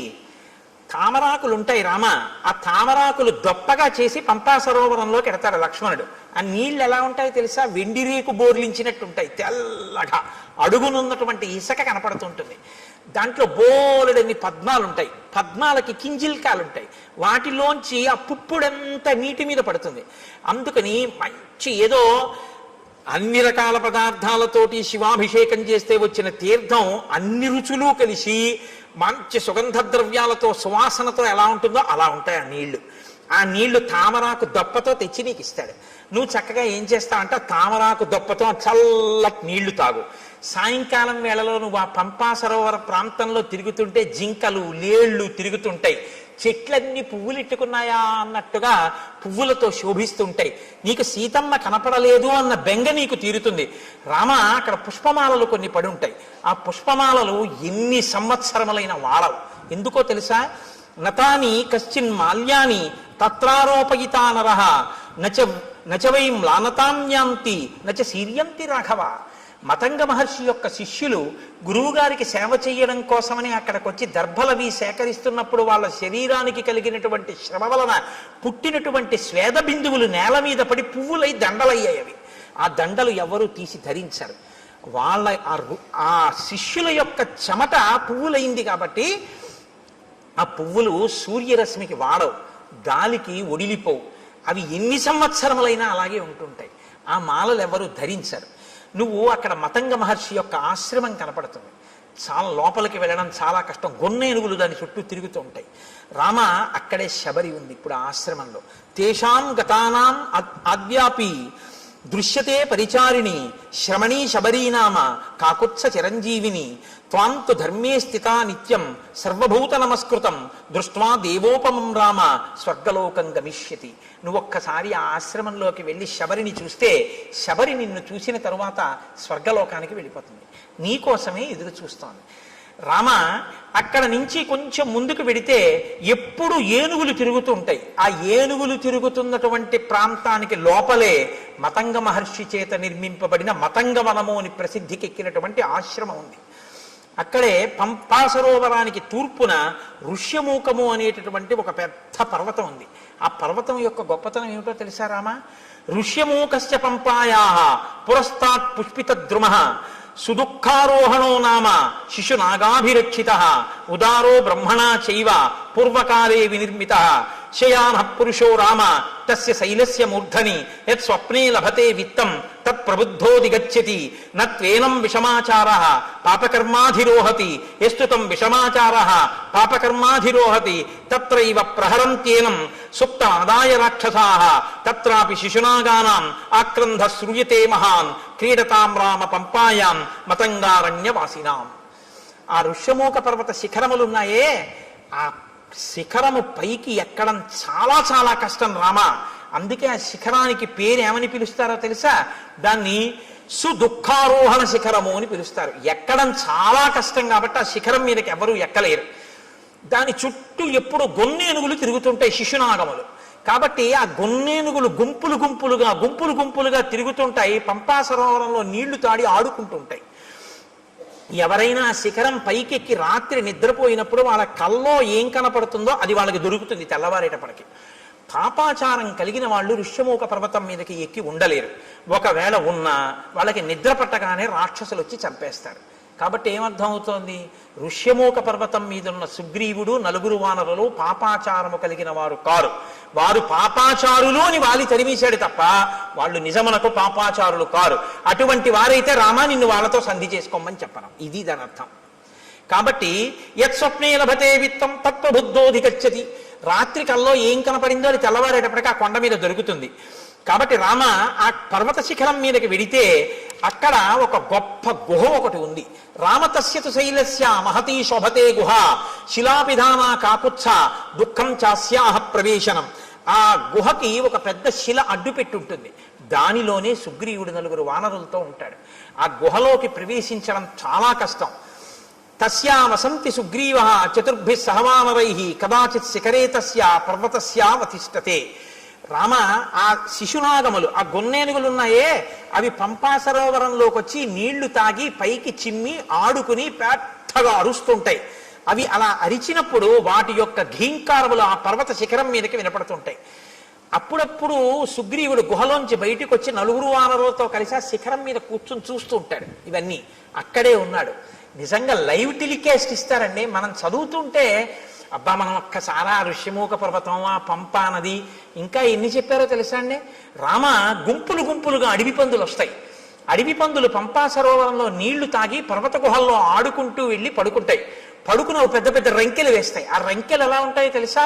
ఆబోతు రంకెల్లా ఉంటాయి. అక్కడ గొన్నేనుగులు ఏమి ఆటలాడుతుంటాయో రామ, ఆ పర్వత శిఖరం చుట్టూ అవి తిరుగుతుంటాయి. వాటిని దాటి శిఖరం ఎక్కవలసి ఉంటుంది. ఇవన్నీ చెప్పి రామ తొందరగా బయలుదేరి సుగ్రీవుడితో స్నేహం చేసుకో. చాలా సంతోషం అన్నారు. మీరు ఆజ్ఞనిస్తే నేను బయలుదేరుతానన్నాడు. ఆయన వెళ్ళిపోయాడు. రామలక్ష్మణులు ఇద్దరూ బయలుదేరి శబరి ఉన్నటువంటి ఆ మతంగ మహర్షి యొక్క ఆశ్రమాన్ని చేరుకున్నారు. శబరి వెంటనే స్వాగతం చెప్పింది. స్వాగతం చెప్పి అంది, తౌచు దృష్ట్వా తదా సిద్ధ సముద్ధాయ కృతాంజలి రామస్య పాదౌ జగ్రాహ లక్ష్మణస్య చ ధీమతః పాద్యమాచమనీయం చ సర్వం ప్రాణాద్యధానిధి. ఆవిడ వెంటనే రామలక్ష్మణుల ఇద్దరి పాదములు పట్టుకుని అర్ఘ్యపాద్యములు ఇచ్చి కూర్చోపెట్టి, నాయనా రామ, నీ దర్శనం కోసమే నేను ఎదురు చూస్తున్నాను అని. అంటే రాముడు ఆవిడ్ని ప్రశ్నించాడు. ఇదే నేను మీతో అన్నది. రాముడు ఎవరితో ఎక్కడ ఎలా మాట్లాడతాడో మీకు అలవాటైతే ఎక్కడ ఎలా మాట్లాడాలో మీకు వచ్చేస్తుంది కొన్నాళ్ళకి. తాపసితో మాట్లాడుతున్నాడు కాబట్టి ఆయన ఎలా మాట్లాడతాడో చూడండి. తమవాచ తతో రామ శ్రమణీం సంసితవ్రతాం కచ్చిత్తే నిర్జితాః విఘ్నాః కచ్చిత్తే వర్ధతే తపః కచ్చిత్తే నిహిత క్రోధాహారస్య తపోధనే కచ్చిత్తే నియమాః ప్రాప్తాః కచ్చిత్తే మనసః సుఖం కచ్చిత్తే గురుశుశ్రూషా సఫలా చారుభాషిణి. ఓ శబరి, నీ తపస్సు విఘ్నం లేకుండా కొనసాగుతోందా? నువ్వు ఆహారమును స్వీకరించేటప్పుడు నియమాన్ని ఉల్లంఘించకుండా ఆహారాన్ని తీసుకోవడంలో ఏ ఇబ్బంది లేకుండా తీసుకుంటున్నావంటే రుచికి లొంగకుండా ఉండగలుగుతున్నావా? కచ్చిత్తే వర్ధతే తపః, తపస్సు రోజు రోజుకి పెంచుకోగలుగుతున్నావా? ప్రతిరోజు నియమాలు పాటిస్తున్నావా? నీ మనసు సుఖంగా ఉంటోందా? నీ గురు శుశ్రూష బాగా చరిగిందా? నాకు వాటి గురించి చెప్పు. ఎవరిని ఏవడగాలో అవి అడగాలి. అడిగితే ఆవిడ చాలా సంతోషించింది.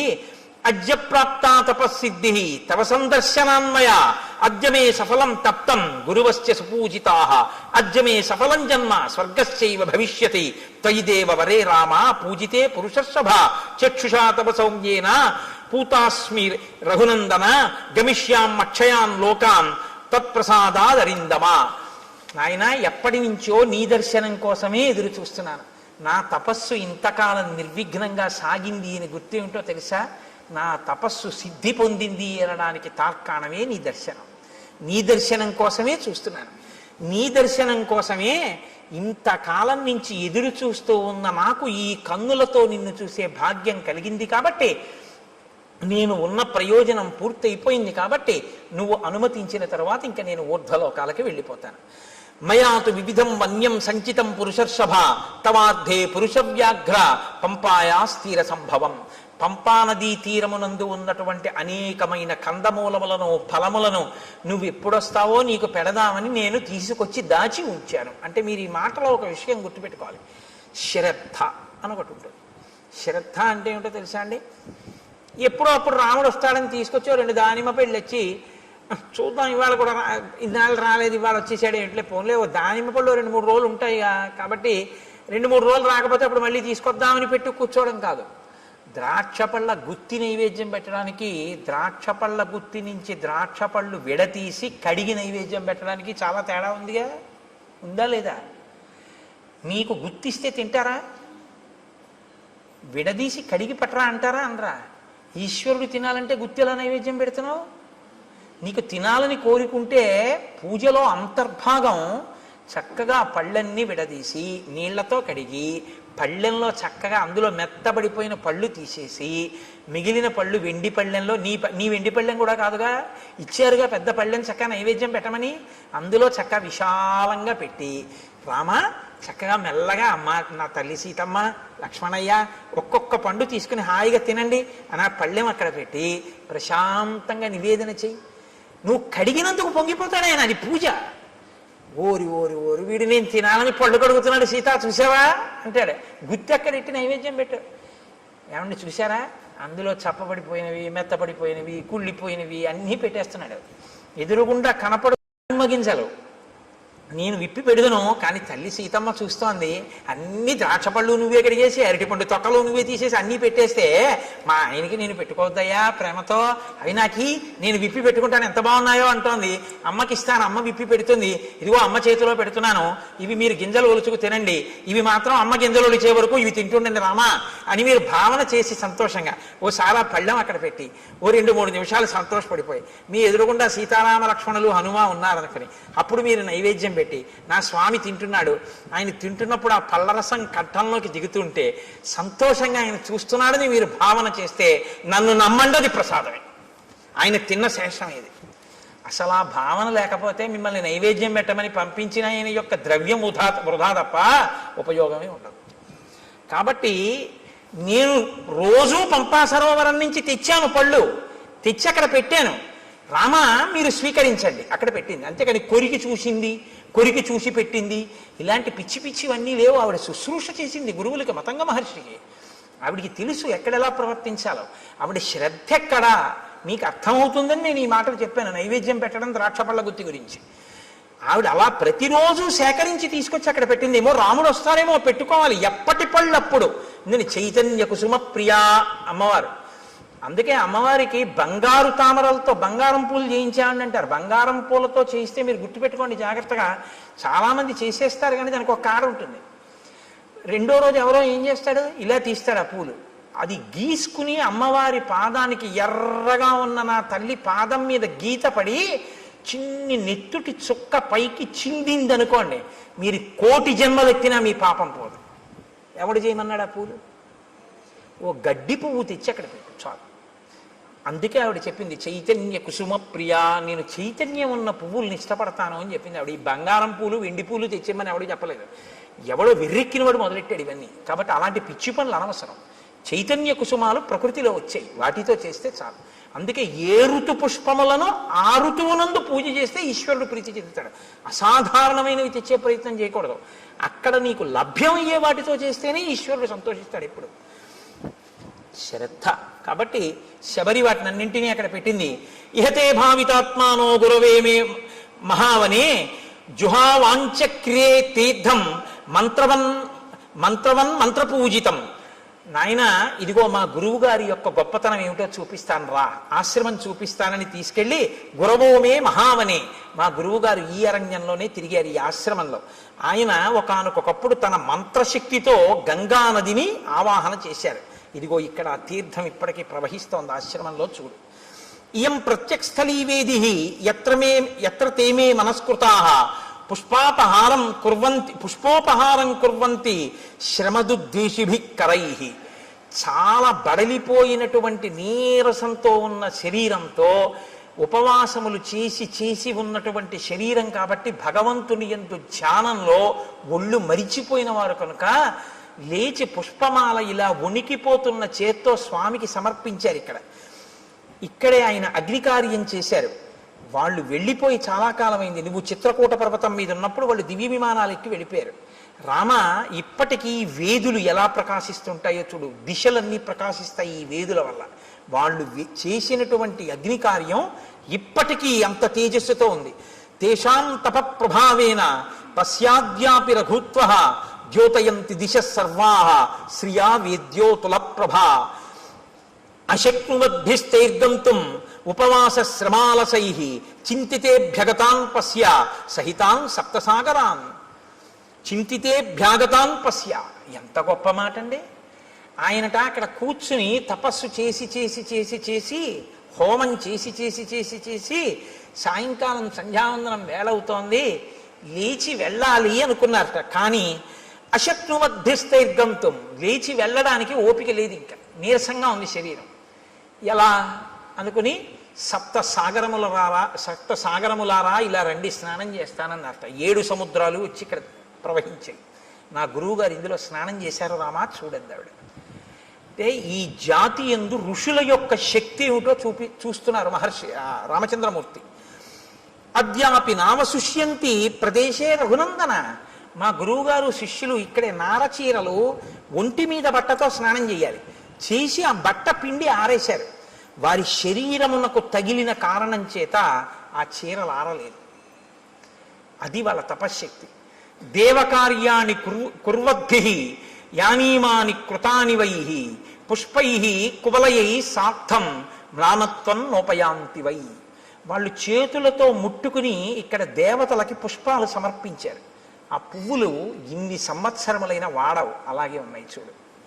ఇది మా గురువు గారి గొప్పతనం. కాబట్టి రామ, నేను నీ గురించి ఎదురు చూస్తున్నాను.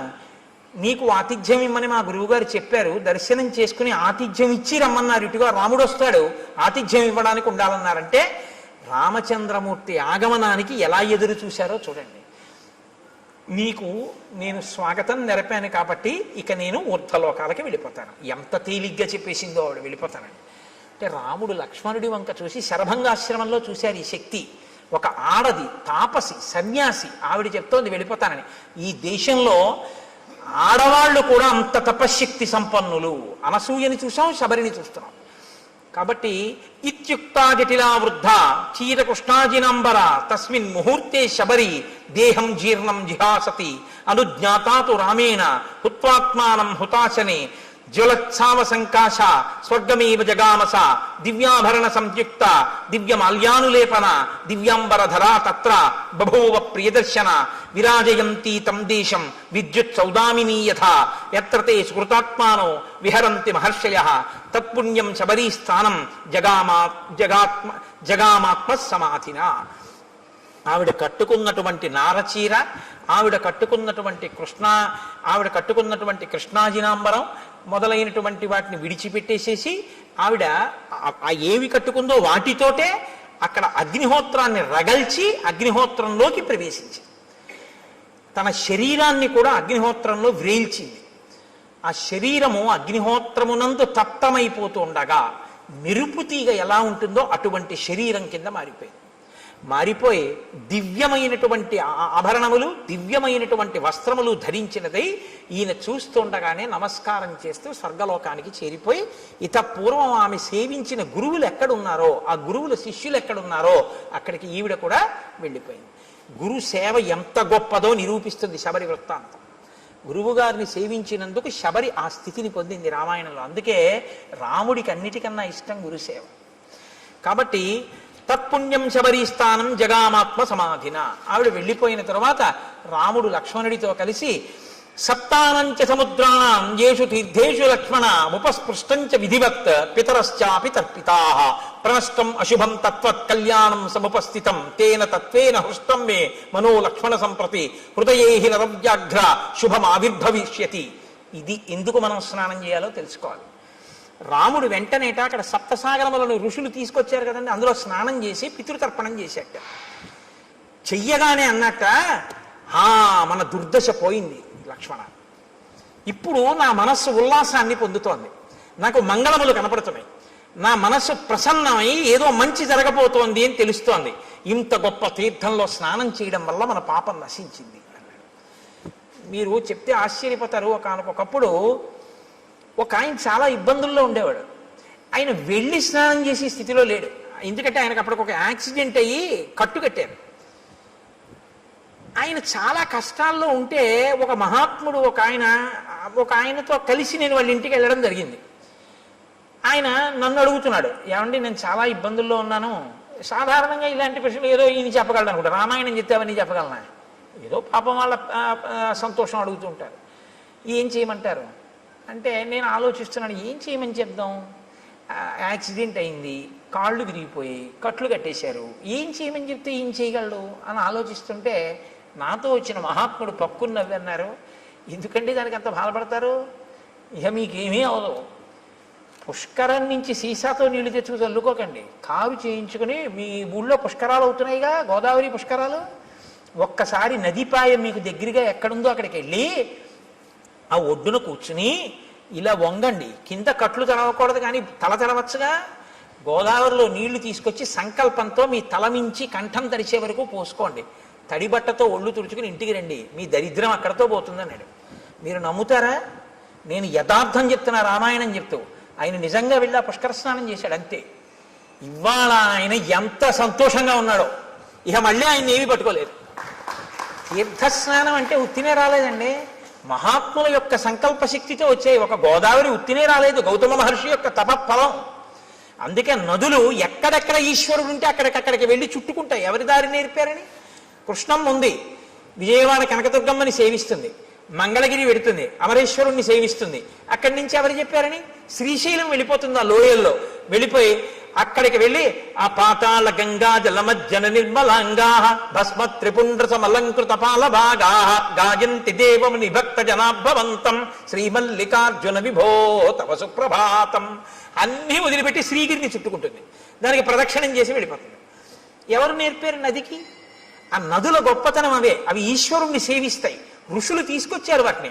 మాకు దక్షారామంలో సప్తగోదావరి అని ఉంది, ఋషులు తీసుకొచ్చారు. దాని స్నానమే, దాని ఫలితమే. కాబట్టి రాముడు స్నానం చెయ్యగానే ప్రసన్నుడయ్యాడు. స్నానం శక్తి ఇస్తుందా అండి అంటే నువ్వు ఆ నమ్మకంతో చేసి చూడు. నీకు టాబ్లెట్లో ఏ కంపోజిషన్ అందులో ఏముందో నీకు విరేచనాలు అవుతుంటే నీకు ఏ సూక్ష్మ క్రిముల వల్ల వచ్చాయో ఇది వేసుకుంటే నీ రక్తంలో ఎలా కలుస్తుందో ఆ బ్యాక్టీరియా ఎలా చచ్చిపోతుందో నీకు తెలిస్తే చచ్చిపోయా? డాక్టర్ గారు 3 పూట్ల వేసుకోమన్నాడు, వేసుకున్నావు, చచ్చిపోయా లేదా? విరేచనాలు తగ్గాయా లేదా? డాక్టర్ గారు చెప్తే మాత్రం నేను ఎలా వేసుకుంటానండి, ఇందులో ఏముందో నాకు తెలియాలండి, తెలిస్తేనే నేను వేసుకుంటానండి అంటే ఒక్కనాడికి తగ్గదు. నీ నమ్మకం ప్రధానం. మణి, మంత్రము, ఔషధము మూడింటికే నమ్మకం. కాబట్టి ఇప్పుడు నమ్మి స్నానం చేశాడు, ఫలితం వస్తుంది. విశ్వాసమే ఈశ్వరుడు. మనం ఒక ఎక్కడికైనా పవిత్రమైన చోటుకెడితే తీర్థస్నానం తప్పకుండా చెయ్యాలి. కాబట్టి రాముడు ఆ స్నానం చేసి ఉల్లాసాన్ని పొంది సంతోషించి లక్ష్మణుడితో కలిసి నువ్వు వెళ్ళి ఋష్యమూక పర్వతం మీద సుగ్రీవుణ్ణి కలుసుకో అని చెప్పి ఆనందంగా ఇద్దరూ కలిసి ఆ పంపా సరోవరంలో తిరుగుతూ ఇంకా సుగ్రీవుని యొక్క దర్శనం కోసమని ఎదురు చూస్తున్నారు. రేపటి రోజున మహానుభావుడు హనుమ సుగ్రీవుడు ఆ వానరుల యొక్క దర్శనం, సీతమ్మ తల్లి జాడ కనిపెట్టడం వైపుకి కథ తిరుగుతుంది. ఇక్కడతో అరణ్యకాండ పూర్తయింది. కాబట్టి మనం ఒక్కసారి రామనామం చెప్పుకుని 11 పర్యాయాలు సంతోషంగా తర్వాత మంగళహారతి ఇచ్చిన తర్వాత ప్రసాదం స్వీకరించి బయలుదేరదాం. నారదాది మహామునీంద్రులు నమ్మినది శ్రీరామనామము, రామనామము నీవు నేనను భేదమేమియు లేకయున్నది రామనామము. రామనామము రామనామము రమ్యమైనది రామనామము, గౌరికిది ఉపదేశ నామము కమలజుడు జపించు నామము. రామనామము రామనామము రమ్యమైనది రామనామము, గోచరంబగు జగము లోపల గోప్యమైనది రామనామము. రామనామము రామనామము రమ్యమైనది రామనామము, వాదభేదాతీతమగు వైరాగ్యమే శ్రీరామనామము. రామనామము రామనామము రమ్యమైనది రామనామము, సకల జీవులలోన వెలిగే సాక్షిభూతము రామనామము. రామనామము రామనామము రమ్యమైనది రామనామము, శిష్ట జనముల దివ్య దృష్టికి స్పష్టమగు శ్రీరామనామము. రామనామము రామనామము రమ్యమైనది రామనామము, పాలుమీగడ పంచదారల పక్వమే శ్రీరామనామము. రామనామము రామనామము రమ్యమైనది రామనామము, సిద్ధమూర్తులు మాటి మాటికి చేయున్నది శ్రీరామనామము. రామనామము రామనామము జానకీ హృత్కమలమందున అలరుచున్నది రామనామము. రామనామము రమ్యమైనది రామ